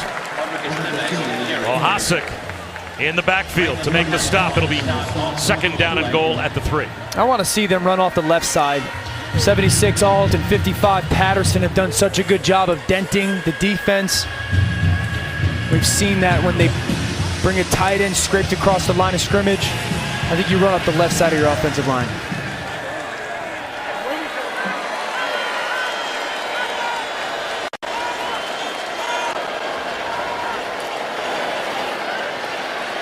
Pine missed the crosser. He was looking for Braden Lindsey, who was open at the goal line. And another 3rd down chance for the North Carolina defense to get a stop. Notre Dame is 6 for 9 on 3rd down. So many have been short distance. That's allowed Tommy Rees to really build and design a play for a certain or specific person. If I'm Notre Dame, I'm thinking about 4-down territory right now.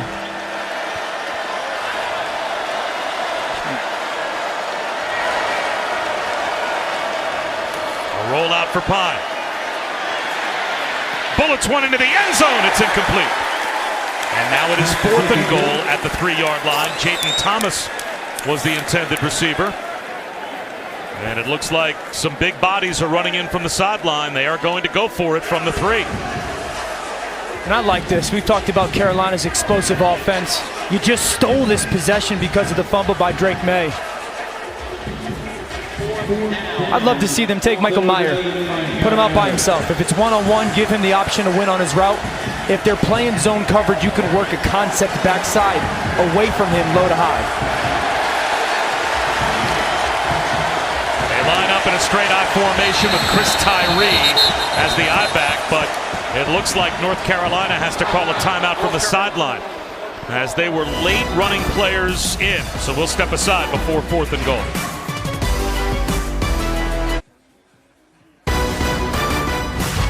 College football presented by Arby's on ABC is brought to you by Allstate and the Allstate AFCA Good Works team, recognizing athletes for their charitable work. Visit ESPN.com/Allstate to learn more. A flashback to the first time these teams met 73 years ago, 1949 at Old Yankee Stadium. And Sunday Night Baseball has Aaron Judge continuing his chase of Roger Maris. The Yankees finish up a weekend series with the Red Sox, 7 Eastern, 4 Pacific on ESPN, as well as ESPN Deportes, ESPN Radio, over on ESPN2. Michael Kay and A-Rod. We'll have Roger Clemens, Bob Costas, Barry Bonds. And now we've got 4th and goal. They are going for it after the timeout. Mayer in the slot left. Pine, empty backfield, looks right instead, slant, end zone, incomplete, flag out! Tyree was the intended receiver, Cedric Gray there in coverage, and he's going to get called for pass interference. Pass interference, defense number 33, foul occurred in the end zone, ball will be placed at the 2-yard line, first down. An absolute killer penalty for the Heels. And Mac Brown can't believe it looking up at the big screen to see the replay we're about to show you. Slaying off the right side of the screen.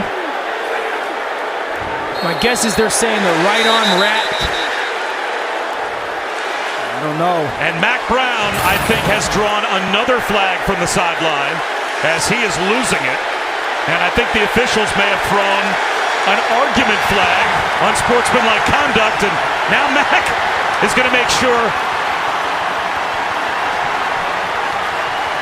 that they hear his complete thoughts.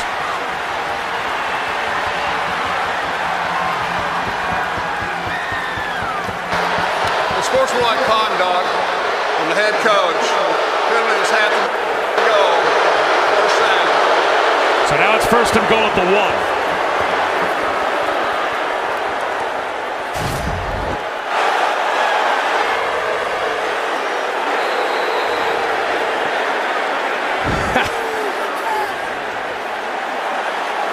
I can't sit here and say that I all disagree with Mac. We didn't have a ton of great angles at it. I didn't see the right arm rip that you usually see in those situations happen. First and goal, handoff to the up back, Estime. He tries to leap over the pile and does for a Notre Dame touchdown.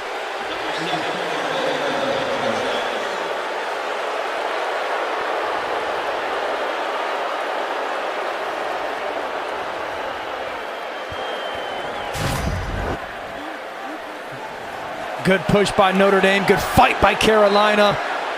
And it looks like that ball got over.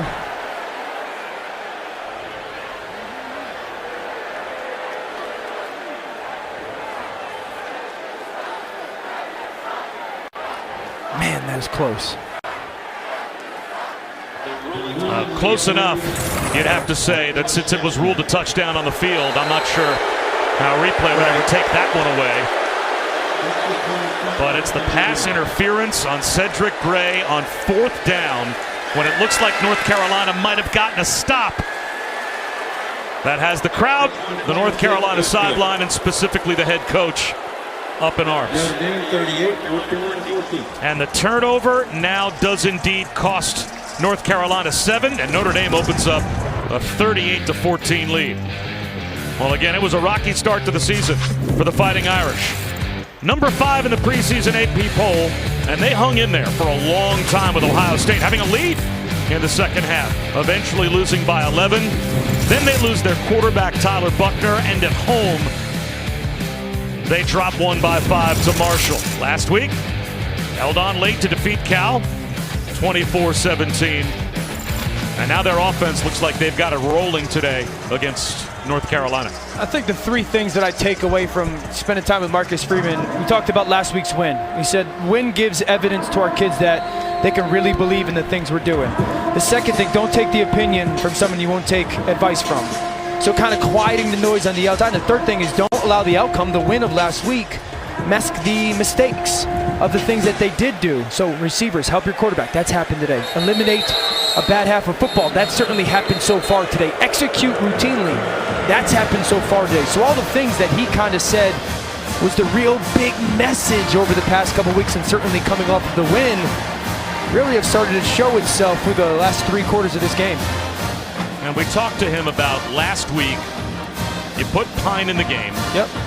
It's his first career start, and they gave him chances early to try and create and make plays. Easy Didn't throws, go well, and right. then philosophically they changed.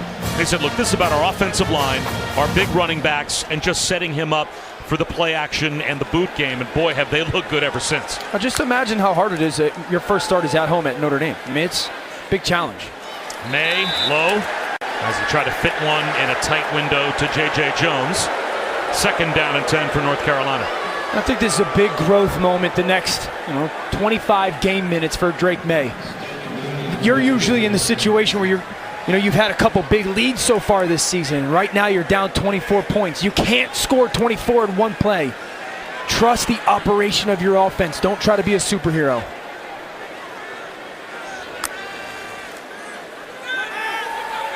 In the right flat, he threw it behind Kamari Morales, and he had nowhere to go. 3rd down and 10.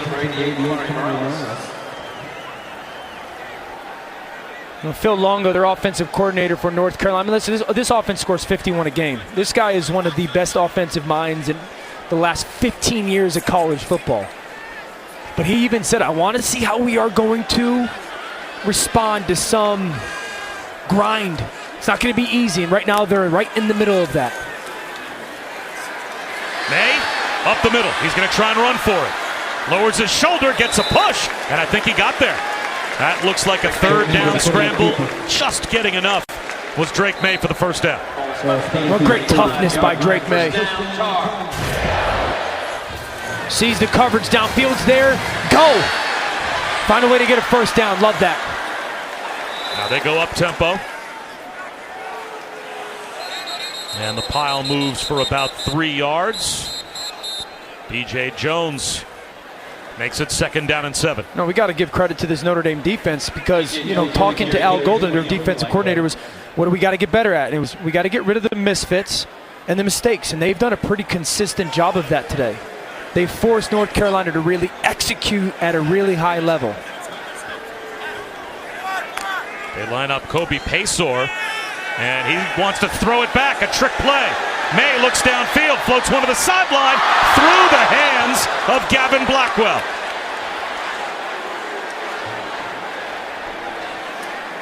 So the trick play results in an incompletion, 3rd down and 7. Pay attention to the true freshman Mickens, though. You're going to get this trick play, double pass patience, be disciplined. That's phenomenal by the true freshman. He makes that play just to make it a little bit harder on Drake May, just staying in your zone and not chasing the football. You'd love to see Blackwell come down with that play, the redshirt freshman, but that's really good. Just again, disciplined defense from this Notre Dame unit. 4-man rush on 3rd down and 7. And down goes Drake May, and it'll be 4th down.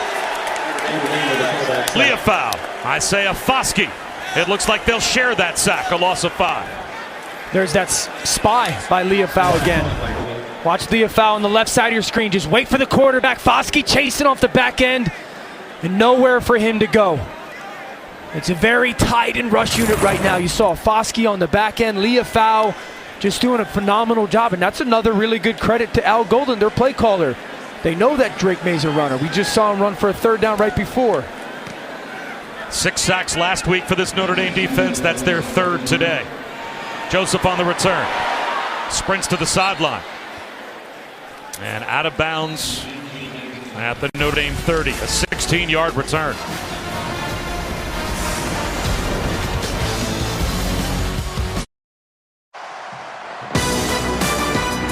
One in the 2. Ohio State, Wisconsin, as the Big Ten season for both teams gets started. Chris Fowler, Kirk Herbstreit, Holly Rose standing by at 7:30 Eastern, 4:30 Pacific on ABC, as well as the ESPN app. See, Ohio State's going all black unis?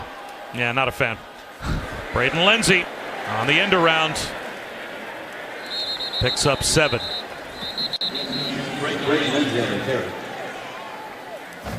You not being a fan of something cool, I'm flabbergasted. Yeah, I mean, you know what I think? Maybe like the Yankees should take their pinstripes and instead putting them all horizontal at some point. That'd be cool. Just have black uniforms.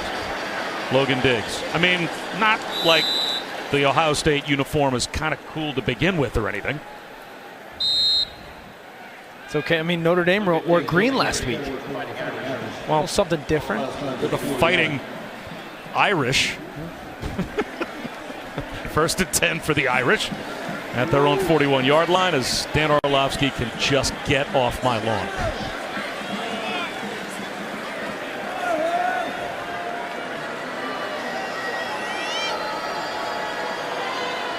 Notre Dame milking the clock down. Here's Logan Diggs with a stiff arm. Turns the corner. Gets walloped and just won't go down. Backs his way for a couple of more yards as we go down to Chris Button.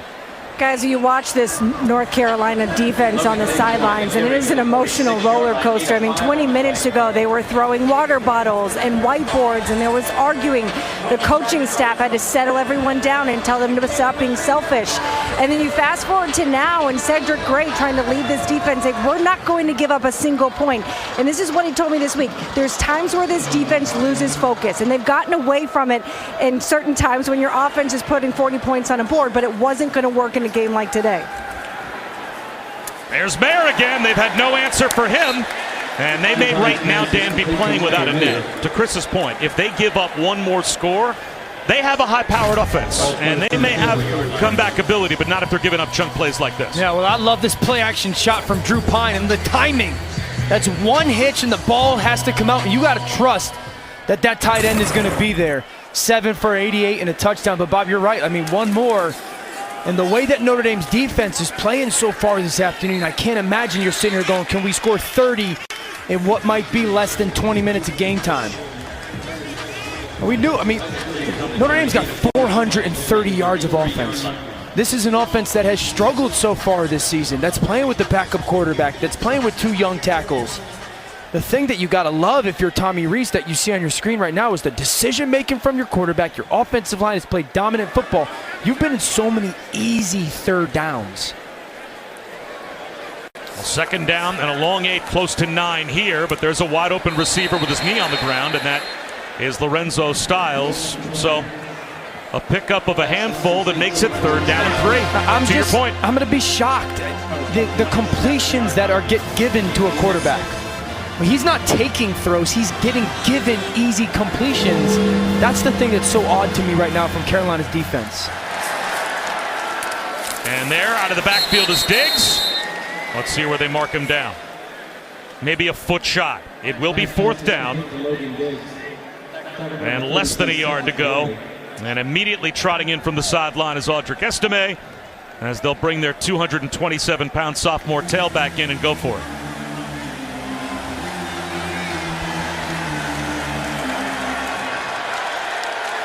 Quarterback sneak. Estime gives Pine a push. Where will they spot it? Very close.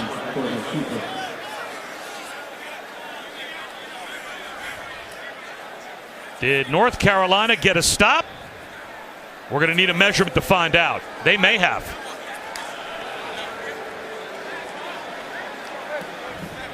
North Carolina had their young players, Javari Ritzie and Travis Shaw, right in the middle. And they got great initial push, and then Estime comes. I don't think he got it. I mean, if they didn't, what a phenomenal stop by Carolina. There you see for Travis Shaw, the freshman from Greensboro, man. It's a takeaway on downs. North Carolina desperately needed a stop on defense, and they get one. And they still have a pulse with 4:19 to go. Now they need their offense to go out, flip momentum, and give them a touchdown if they'll have any hope to get back in the game.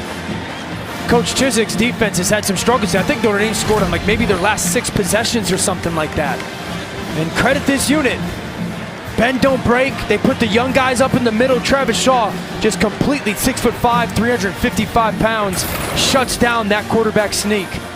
And now you got a chance if you're Carolina. The thing is, you got to almost live in 2-minute mode. They play tempo anyway, but you got to live in 2-minute mode. Drake May, get the ball to your hands, and then we really got to start thinking, creating some chunks down the field. And they start off with a penalty to make it 1st and 15. Encroachment. Offense lining up in the neutral zone. 5-yard penalty. First down. Well, the first drive of the game was a touchdown drive for North Carolina. They went for it on 4th and goal from the 4. And Drake May hit Josh Downs for the first score of the game. They have been outscored 38-7 since. And they've gone 4 straight possessions without putting points on the board. And only, what, about 83 yards or so since that first drive? I'm shocked by that flag, though. You usually give a warning to an offensive line before that flag gets May with a shot up the seam and strike, just what they needed. Antoine Green to the house. Touchdown.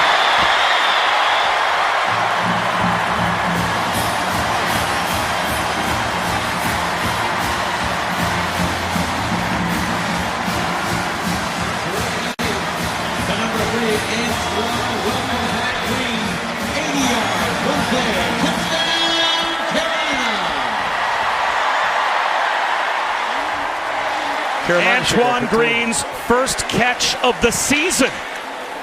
They've been is hurt. An 80-yard touchdown. Been hurt off his collarbone, right? But he brings an element of speed to this offense. North Carolina absolutely doing the right thing and going for this two-point conversion. To try and cut the lead to 16 and make it a two-possession game. Slipping out to the edge and not able to hold on is Bryson Nesbitt. So it's still a 3-score Notre Dame lead, but 4:08 to go in the third quarter. And a little bit of life breathed back into this game by the Heels. Yeah, Green just runs right by him, sets him a little bit off the line of scrimmage, and then completely burns by Clarence Lewis. Love the throw by Drake May, but that is just a inside release go route. Kind of freeze him, stare at him. Look at the back foot by Drake May. See how it just kind of gets off the ground? That just forces a little bit of a missed throw. Lack of accuracy, and it's through Nesbitt. Extra yard for Teachers Week, an annual back-to-school effort led by the College Football Playoff Foundation that brings college sports together to recognize and show appreciation to great teachers across the country. To support Extra Yard for Teachers recognition and resources initiatives, follow at CFP Extra Yard or scan the QR code for more. This past Monday, members of the Tar Heels visited Creekside Elementary in nearby Durham. They helped honor Melissa Hayden, presenting the first grade teacher with a check for $1,000 to be spent on school supplies. One of the players, Christopher Holliday, defensive back and a Moorhead Kane scholar. An extremely prestigious honor. Has known Melissa for years and has said she has served as a mentor to him.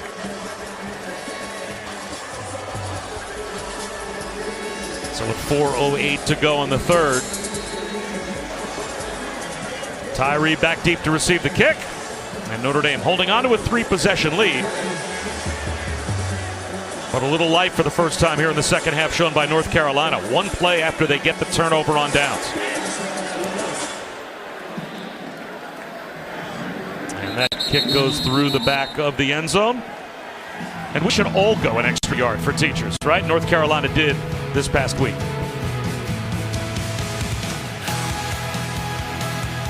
Melissa Hayden not only honored by the players that showed up to give her $1,000 to buy some school supplies, but she was honored during the game as well.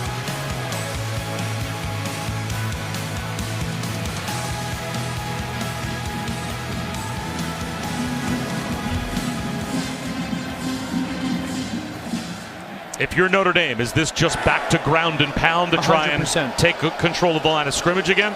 Absolutely. And I think if you're North Carolina, you got to start challenging people. You got to start forcing difficult throws. There's Tyree. Picks up 4 on first down. Stopped by Noah Taylor. You got to love the way that Drew Pine has played with decision making, so you trust him in the pocket right now. You've done such a good job with your formations, but North Carolina, I want to see people up in receivers' faces. We're not giving easy access throws to the offense anymore.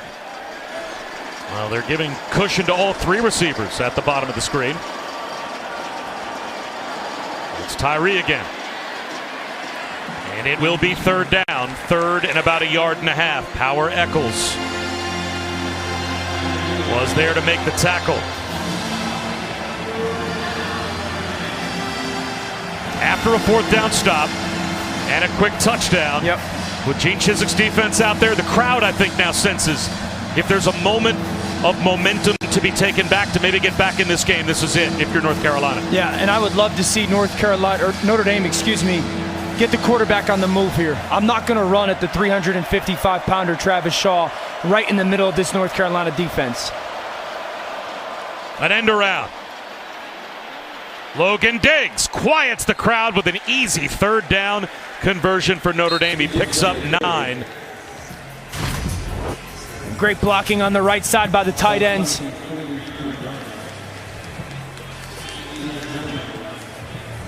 Mayer and Slays. Great play call by Tommy Reese. You know, you just commit everybody to the inside of that offensive or defensive line, and then you use Diggs' speed on the perimeter.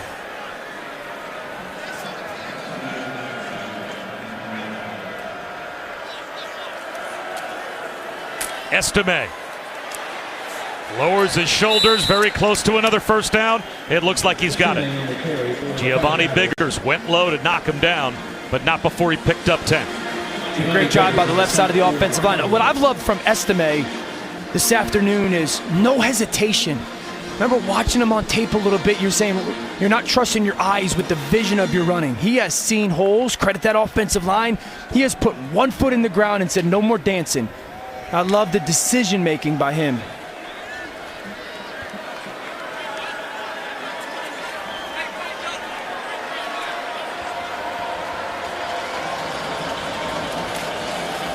Estime again, up the middle again, into the secondary again, and it's another first down, 14 more.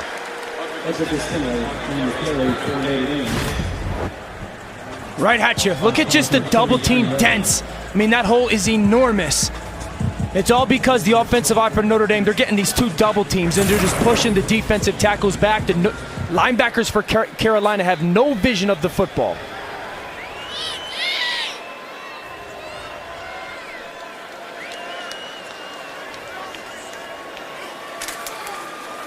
Estime. Look at him drive with players going for a piggyback ride for 7 more.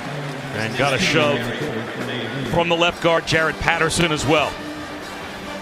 I mean, Estime's not little now. 5'11", 227. Powerful young man. And I just mentioned those double teams. That's what happens when those double teams get pushed into those backers. Those backers for Carolina right now with Cedric Gray and Power, they have no shot. Can't see the ball. Can't get downhill. That's the big thing when you're running these zone schemes. Your double team's got to push people off the ball. Puts the Irish over 200 yards rushing as a team. And Diggs, Estime, and Tyree have all played a role. And it looks like they may have to call timeout as they were a little sluggish getting out of the huddle as the play clock had wound all the way down. So to avoid a delay of game, Marcus Freeman had to call timeout from the sideline. Coming up at 6:30 Eastern on the ACC Network and the ESPN app, the ACC Huddle crew will be back with highlights and complete breakdowns of all the afternoon games. Plus, they'll get you ready for BC Florida State at 8 Eastern. And after that game, they'll have a full post-game show to wrap up the entire day in the ACC. 7th play of this Notre Dame drive coming. All 6 plays runs to this point. At what point do you just have to take 10 guys in blue shirts and put them in the box and basically say, we are going to stop the run? Yeah, sure. That's what North Carolina, I've been begging them to do. If I'm Tommy Reese in Notre Dame, these are the moments where you can almost outthink yourself and try to get too cute. You are owning the line of scrimmage. There is no reason for the ball to be put in the air right here. Continue to pound the run. A toss to Estime. First down. Cruises down to the 20-yard line before he is knocked out at the 19. And that should take us to the end of the third quarter. But Bob, what we have seen today is that Coach and Tommy Reese, he's gotten so many big people, tight ends and offensive linemen, blocking little people, smaller linebackers or defensive backs. That's when it comes to formation and personnel, that's where your coach is making a difference. Tommy Reese has absolutely been a stud today with that stuff. 211 yards rushing for Notre Dame. And we head to the fourth. 38-20, the Irish have the lead. Back in a moment after this message and a word from our ABC stations.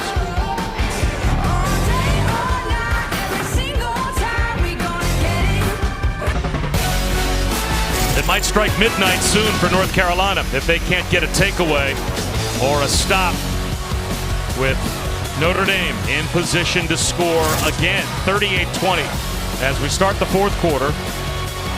211 yards rushing for the Irish, and they have leaned on that physicality. And their three-headed monster at tailback. Here's one of those guys, Estime.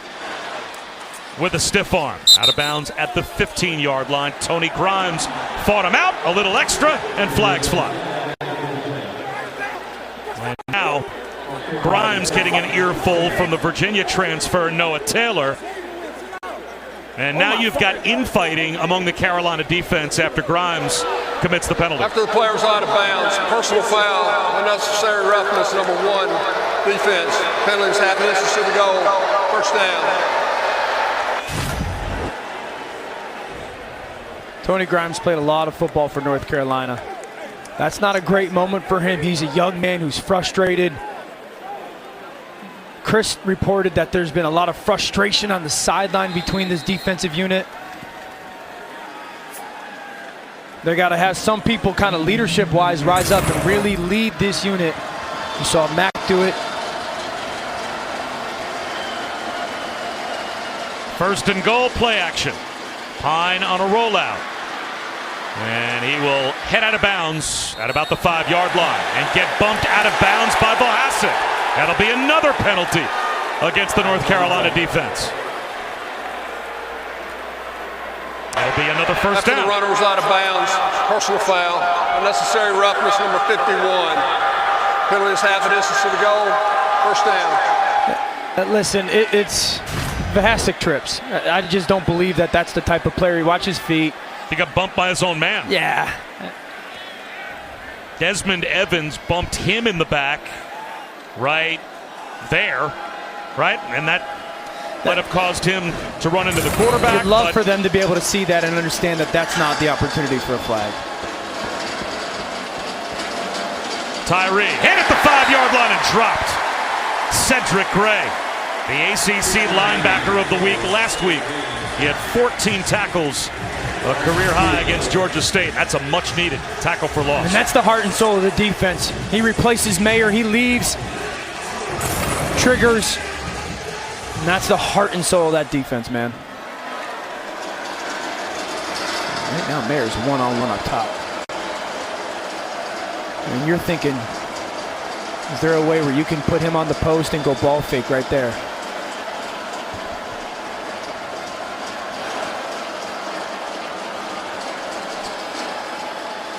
Pine, back corner of the end zone, incomplete. Another flag out. Lorenzo Styles, the intended receiver. Legend Cavazos was back in coverage. Pass interference, defense number 4. Penalties in the end zone. The ball goes to the 2-yard line, first down. And Mac Brown all the way down at the 2-yard line to plead a case on this flag. I mean, the only thing is that ball even remotely catchable? But that's definitely pass interference contact. This game has gotten sloppy for Carolina defensively. Tyree up the middle. Short of the goal line. So 3 straight penalties, giving Notre Dame 3 straight new sets of downs in a goal-to-go situation. But if North Carolina's defense can manage a stand, right, even if they hold to a field goal, it's a 21-point game, and they have as high-powered an offense as there is. Notre Dame got to get a stop here. Get the ball to the edges.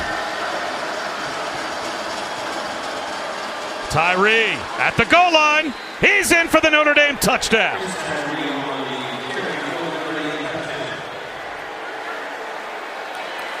"12 consecutive running plays by Notre Dame. The only time they even threatened to throw the ball was on the bootleg by Pine, where he ran out of bounds and drew one of those penalties. Yeah, just a really good push.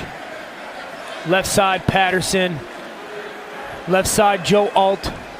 Tyree does an awesome job. Watch him just get down. Get down underneath those blocks. Cover up the ball. And it looks like that ball's over before his left knee touches the ground.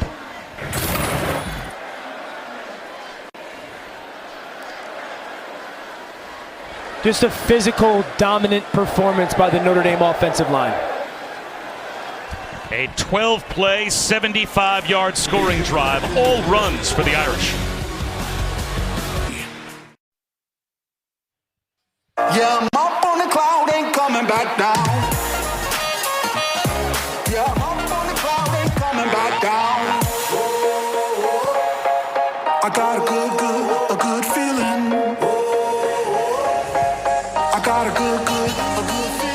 It's now a 4-possession lead for the Irish. And got some Notre Dame fans that, after an 0-2 start, had to be talked off the ledge a little bit, but surviving and winning a game last week and a dominant performance along the line of scrimmage this week as we go back to Kevin Nagandi. Bob, following a few games here, Texas up by 7 on Texas A&M. That game's on ESPN, ESPNU. You got UCF over Georgia Tech. Tyler Van Dyke has been benched. Middle Tennessee still leading at Miami, but that lead is shrinking. That game on the ACC network. And how about on ESPN Plus? James Madison was down 28-3, now up 32-28 against App State. Our game coming your way. Heisman favorite C.J. Stroud looking clean there, bud. What about a Heisman outfit? That's what you call swag right there. Something Dan Orlowski has never had. Swag and no interceptions on the season. Dog, your name is Booger. You don't know what swag, even the definition of it is. It's just all the venom's uncomfortable. So North Carolina running only their 9th play offensively of the second half. They fumbled to start off the third quarter, their first possession. Then a 6-play drive that resulted in a punt. Then a 1-play shot for a touchdown, but they just have not had their offense on the field much here in the second half. 2nd down and 8. May up the middle. And he gets knocked down. And as he was going down, it looked like the North Carolina sideline wanted him to be given the quarterback protection benefit of the doubt. But he takes another hit right there by Prince Kollie.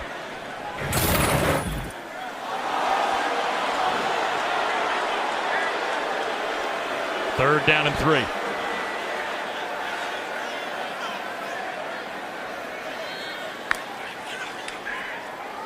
Only a 3-man rush. And there was a first down hookup to Antoine Green.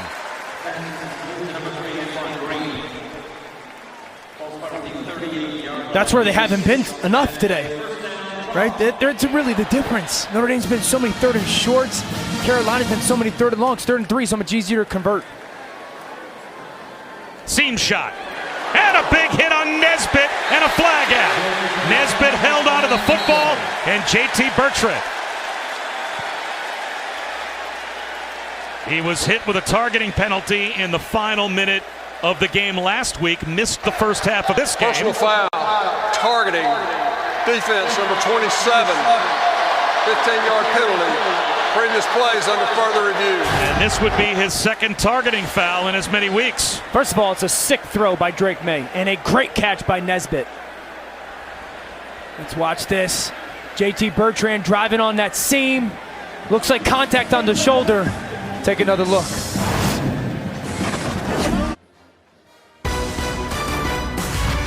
College football on ABC is presented by Arby's. Arby's, we have the meats. While we were away, J.D. Bertrand's targeting foul was looked at by replay and confirmed by replay. Let's take another look. I can't disagree more. I think it's an awful call. He hits him. I can see the stickers on the back of the helmet. First contact is made from his face mask right onto the right shoulder of Nesbitt. Listen, I'm happy Nesbitt's fine. It's a phenomenal catch. There's no crown of the helmet, and there's no contact on his neck or head. I think it's an awful call. Stepping up is May. And May will go down. There is a sack, the 2nd of the day for Riley Mills. It was very close. Again, I would say, to play devil's advocate, targeting, hitting a defenseless player with forcible contact to the head or neck area. Like, what they want you to do is stick your shoulder in his midsection and not come anywhere near his head. As throwing one right to the first down line to gain is Drake May. I mean, fit that into a tight window to Josh Downs. Nesbitt is 6'5". J.T. Bertrand is 6'1". He naturally is going to have contact right underneath his chin area. I mean, what more do we want these guys to do? Yeah, they want him to go lower is what they want. They want you to change the strike zone so the guy's head doesn't get hit. And I agree, it was very close as Petaway on 3rd down and 1 comes up short. It's going to be 4th down for North Carolina. Last thing I'm going to say about it. We should not be kicking kids out and calling targeting on close calls. It should be obvious calls.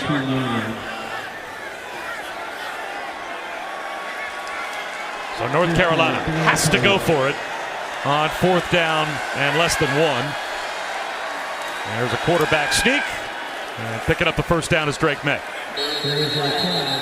Flag down on the near side.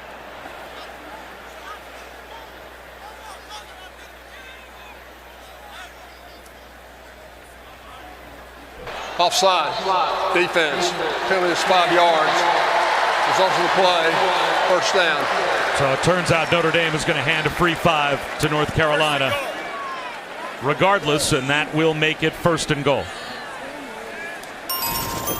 And you got to play through the air right now if you're Carolina. I mean, every second is going to matter. You can't think about handing the ball off. You got to put the ball in the air and see if Josh Downs, Blackwell can win a one-on-one matchup on the outside.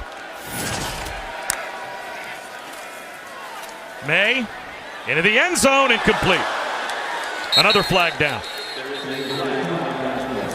Tried for the back shoulder of Gavin Blackwell. And that flag thrown about 2 yards into the end zone. Defense number 18.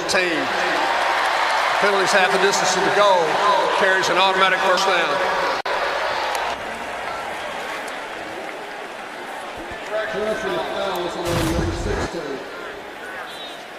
Brandon Joseph was actually called for the foul.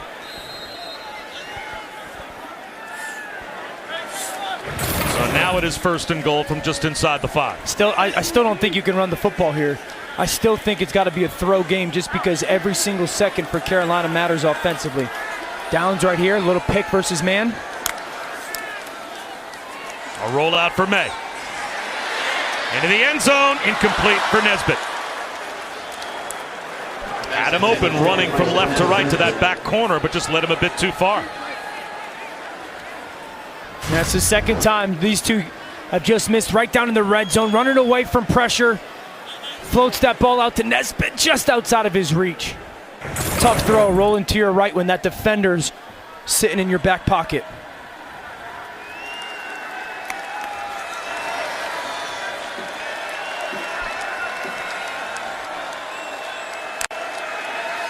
Swing pass to Amari and Hampton.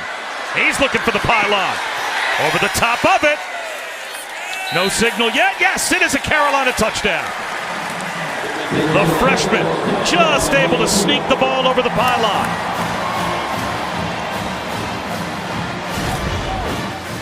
It's a really good design. You run the defense away. Nesbitt just stands there for space. Hampton, I love the fact that the ball stays in his left hand. Right, the ending of the Auburn-Missouri game. Missouri back reaches out, slips out of his hands. Left foot stays in, ball crosses the pylon. Yeah, great job by the freshman. So they are going to go for 2 to try and get the lead down to 17 with 9:47 to go.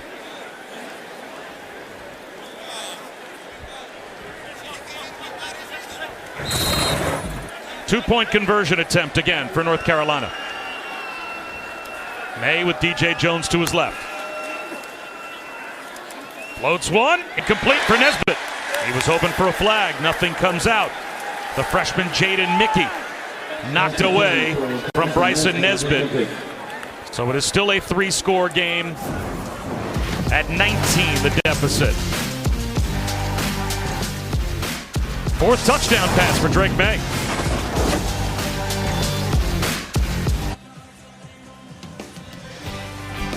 Back in Chapel Hill, 45-26. The Irish have the lead. You start to wonder, with 9:47 to go, at some point is an onside kick going to show up for North Carolina. I would not say that that's the hands team out there for Notre Dame, but Carolina kicks it deep. And they're going to ask their defense to go make a stop. They have not been able to do that with the physicality of that offensive line for Notre Dame as we go back to Kevin. Let's go to South Florida, Bob. Middle Tennessee stops Miami on 4th and goal at the 1. So the first play for the Blue Raiders, Chase Cunningham to DJ England Chisholm. I love it. Take a shot. When you're back up to the wall, you take a shot and get a PI or you hit the home run. Miami's secondary's been torched this entire game. How will they respond? Well, it's Keyshawn Smith giving them life on special teams. He'll go to the house on the ensuing kickoff. Right now, Middle Tennessee up 38-24 early in the fourth, ACC Network. So Miami not done yet as Estime starts this drive for Notre Dame. Across the 30. He is tough to bring down. Boy, a lot of sky blue jerseys it takes to turn away Audric Estime as he picks up 8 yards. Don Chapman was the last to make contact for North Carolina. You know, Estime with this offensive line and the way that they've used their tight ends, Davis, Sherwood, and Michael Mayer with this zone and really crossing the line of scrimmage. It's been so impressive to watch. What that does, Bob, is it creates angles for guys. Instead of the tackle having to block out, he could block down and just wash people away because that tight end's coming to kick out end man on the line of scrimmage type of stuff. They ran it to perfection today. Estime, first down. Now watching from the North Carolina sideline, down by 19 with 9 minutes to go. I'm not sure onside kick wouldn't have been the wrong call there because do you believe if you're Mac Brown right now that your defense can get a stop? He kicked it deep. He's going to ask them to try and at some point give the ball back to his offense, but Notre Dame working on the clock now. We saw him be ultra aggressive with the fourth down call to start the game. Notre Dame's got 511 yards today. They've ran the ball for almost 230 yards. They're getting 7 yards of play. Right now, they've got to get these guys just firing downhill on these run stunts to try to create a negative play. Lorenzo Styles.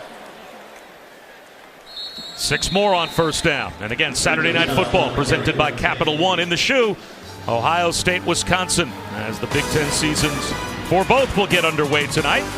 Chris Fowler, Kirk Herbstreit, Molly Rose standing by at 7:30 Eastern, 4:30 Pacific on ABC, as well as the ESPN app. And C.J. Stroud, I'd take those numbers over the last couple of games. I'm telling you, their receivers, CJ's a phenomenal player. I mean, going to be a top 10 pick in the draft, likely. I mean, Jackson Smith-Njigba is a superstar. Marvin Harrison Jr., I was texting with Dane Bugler, who does a great job with draft prep, and he was saying Marvin Harrison Jr., if he could come out of the draft, would go before Smith-Njigba. Look at this run by Estime. A bowling ball down to the 42-yard line of North Carolina for 16 more yards. How good is this by this Notre Dame just pushed? See the double team? Do you see that collapse off the left side of the line, man? I mean, we're talking Slays and Joe Alt. Look at this. Just watch the left side of your screen. I mean, that is 7-8 yards downfield before getting touched. That's just what looks like Notre Dame. You know, candidly, that's big offensive linemen, big tight ends that can get in the run game and really start to lean on people. Audric Estime had 100 yards from scrimmage for the first time in his career last week. This is his first 100-yard rushing game. Hard to think it's going to be his last, as he's now up to 104 with that last carry. Estime's a great story, man. You know, from Haiti, he's never been back. Such an important part of his family was how they helped him grow up. He loves to draw, loves to sketch, he loves movies, loves to cook. Guess what his favorite meal to cook is? I'm going to give you one guess. It's my favorite meal. It's the best Italian dish ever created. Chicken parm. Attaboy. You could hang out with our hockey crew. He also lost his mom to sickle cell anemia back in 2013, was raised by his aunt, who became his rock. Logan Diggs for a yard. That'll take us under 6 minutes to go as Desmond Evans made the stop. And Estime comes right back in. You got to love stories like that.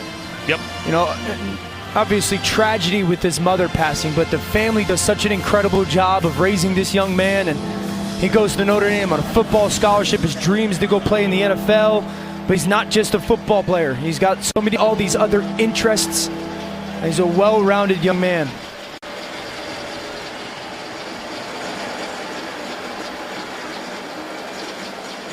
Pine on a keeper on third down, gets to the sideline, cruises for the first down.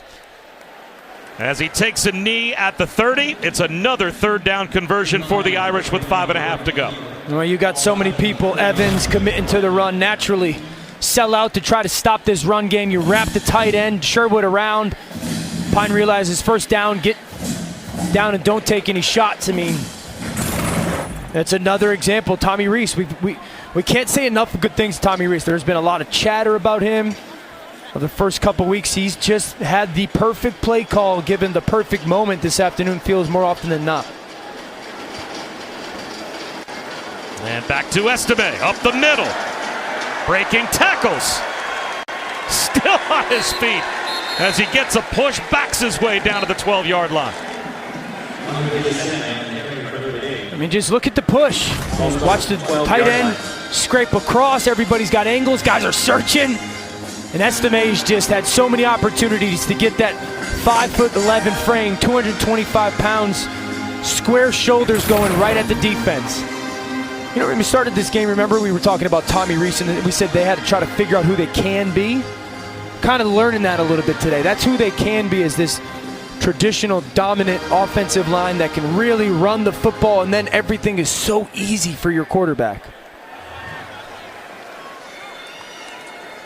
Estime pounds his way inside the 10, down to about the 7. Calling the Jet Brown game last week, they had Kevin Stefanski mic'd up on the sideline, and this one you thought the Browns were going to win. Nick Chubb scores that touchdown with under 2 minutes to go, and there was a soundbite from Kevin Stefanski walking up the sideline going, "Boys, there's nothing better than when you know you're going to run, they know you're going to run. Can't stop you. And we still are able to run." Yeah.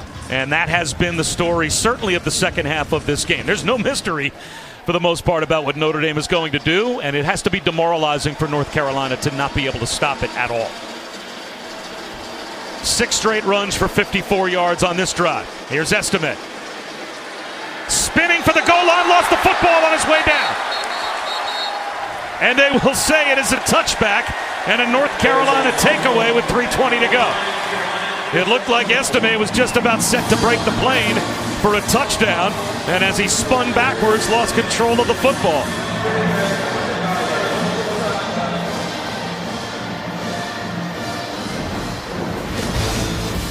Let's take another look. Just as he was about to break the plane, Tyshawn Chapman, or rather Will Hardy, comes up with the recovery.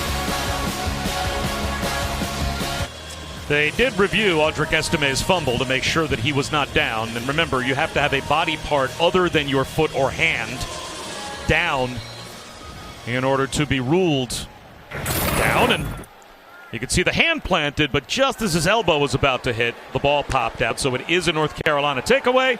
Here's Drake May over the middle as he finds Gavin Blackwell. And with 3:15 to go, North Carolina needs chunks, and they need them quickly, as Notre Dame, I'm sure, Dan, will be more than happy to surrender yards for time. That long throw incomplete. You know, looking at this game, Notre Dame's run 82 plays. That's usually the world that North Carolina lives in. North Carolina's run 55 plays. You talked about that last time that they had the ball. They'd run 6 plays up until a certain moment. So the blueprint has been control the football, control the game for Notre Dame. They've done that. Get off the field on 3rd down. They've done that. Surprised that North Carolina hasn't found a way to get more snaps. Quarterback run for May does move the chains, but down by 3 scores with 3 minutes to go. It's a fresh set of downs. They've got a couple of timeouts left, but under 2:50 to go now. 4-man rush. Drake May. There's a shot down the sideline. Incomplete. Flag out. And it looks like it will be pass interference on Benjamin Morrison. J.J. Jones, the intended receiver. Pass interference. Defense number 20. 15 yards from the previous spot. Automatic first down. J.J. Jones, the sophomore, and Morrison, the true freshman, are going at each other. It's been a great battle today. Good coverage.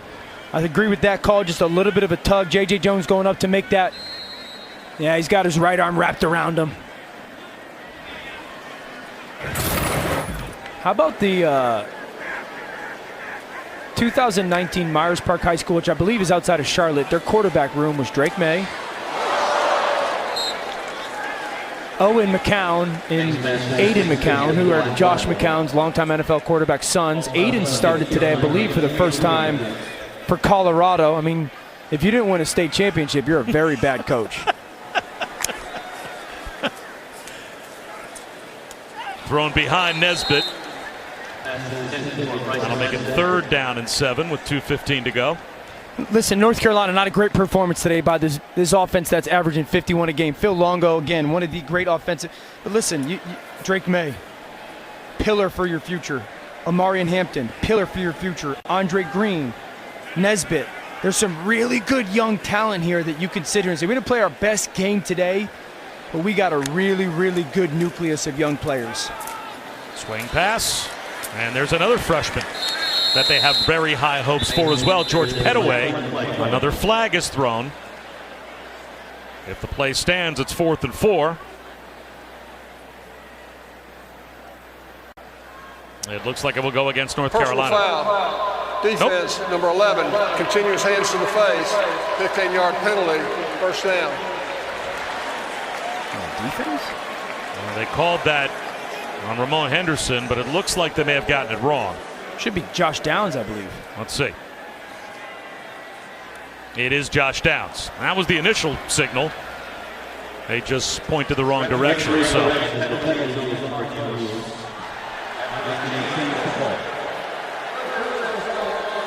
15-yard penalty, 3rd down.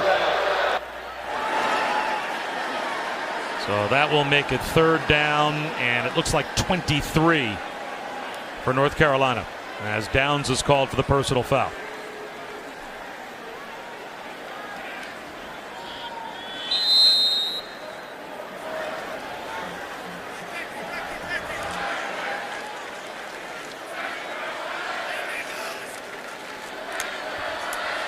Here comes a blitz.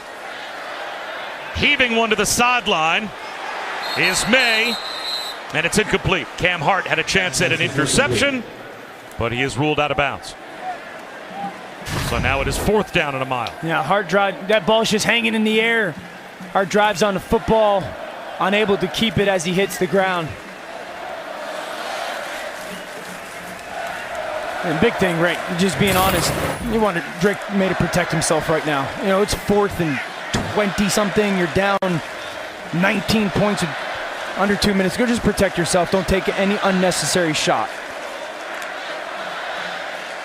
Notre Dame brings edge pressure, and May just gets it away. Wide open is Green for the touchdown. On 4th down and 21, with a late flag thrown after the touchdown was scored.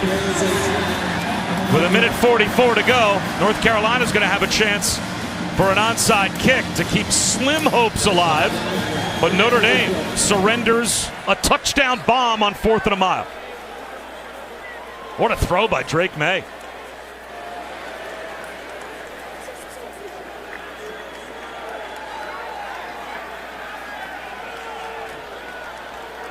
Boy, and how close was that corner blitz stand to getting home and denying that throw in the first place? How about Antoine Green? He's got 3 for $150 and 2 touchdowns today. And 5 touchdown passes now for Drake May. It looks like it might have been a celebration penalty on Antoine Green after he scored.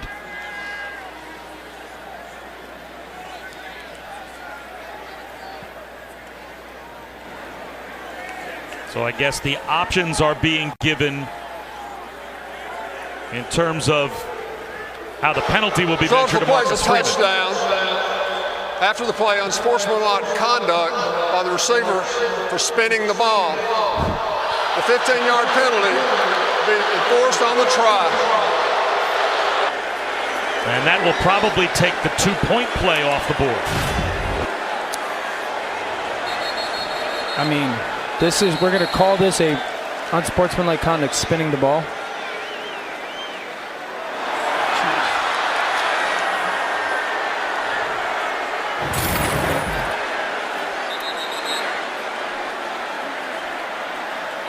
There's no way you agree with that one, Bobby.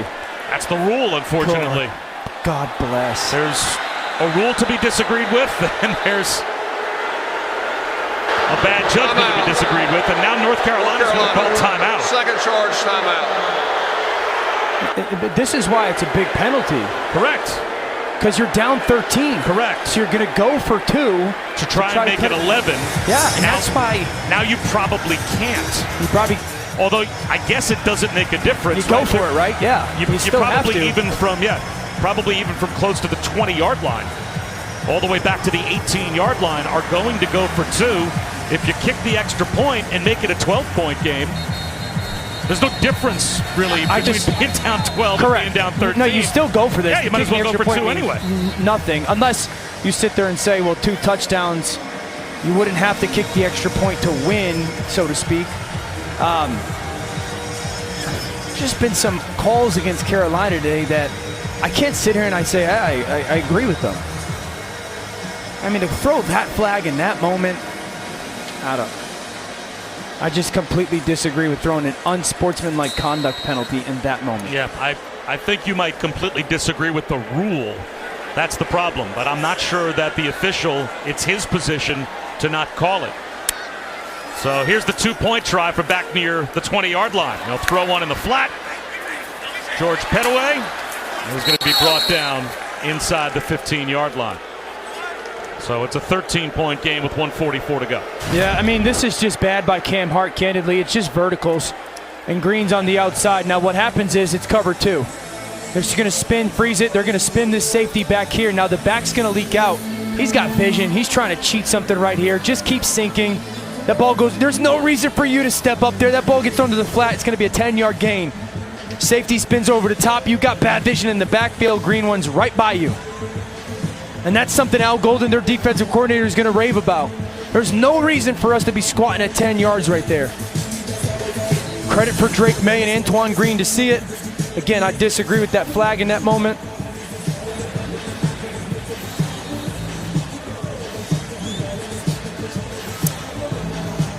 Well, now it's an onside kick for North Carolina to try to keep the game alive.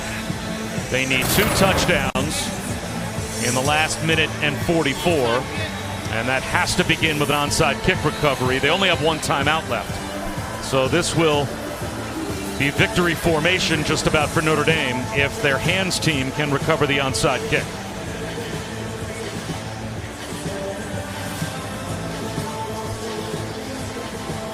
So Jonathan Kim will put it in play, and Lorenzo Stiles and Braden Lindsey are both on the near side to try and field the onside kick. The onside kick was put in play, but it looks like the officials blew whistles and blew the play dead just as it was kicked. So they're going to start all over again, a false start.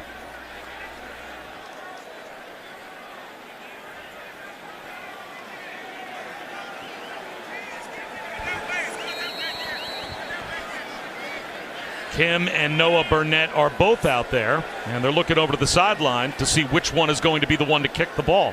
It was Kim the first time. Let's see if Burnett tries the other side. It'll be Kim. Bunts it forward, and it is jumped on top of, it looks like, by Brandon Joseph, as I'm not even sure that ball would have made it the necessary 10 yards. So Notre Dame recovers the onside kick with 1:43 to go. Good job by Brandon Joseph here, man. Just patience, patience, now pounce.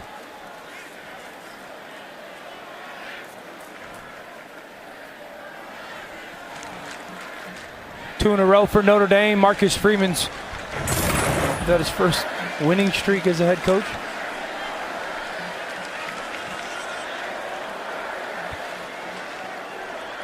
Logan Diggs to the left of Pine.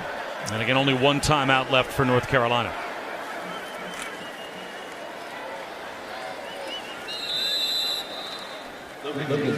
So back-to-back wins it should be for Notre Dame as they beat Cal last week and now on the road to take on North Carolina.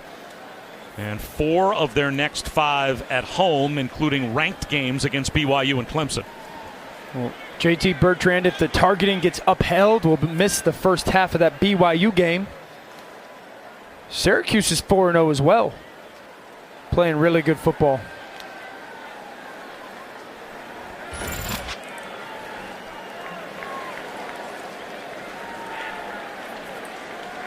So Mack Brown opting not to use the timeout, I guess makes eye contact across the field with Marcus Freeman. and says, yes, this game is over, and you can indeed take a knee.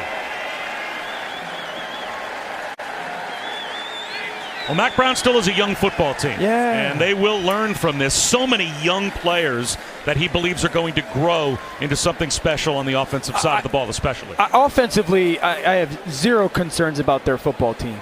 I do think it's fair to sit there and say defensively, they got to get some things figured out. There's been way too many mental errors. There's been way too many people out of position. There's poor communication. And I guess the most disappointing thing, Bob, is you're coming off a bye week. You know, where a lot of that stuff should have been at least minimized and figured out. They played pretty good early in this game, but I think there's still a lot to get cleaned up on the defensive side of the football. Well, a big day for Michael Mayer and a 45-32 win as Notre Dame makes it back-to-back victories for Marcus Freeman. And it's only been a couple of postseason losses in the ACC. For Notre Dame to Clemson, 25 consecutive regular season ACC wins for the Fighting Irish. So for Dan Orlovsky and Chris Budden, I'm Bob Wischusen. We say so long from Chapel Hill, North Carolina. The Fighting Irish, a dominant performance, and they win it 45-32. Time to head back to the studio. Let's check in again with Kevin Nagani. Kevin? Bob, thank you so much for reminding you.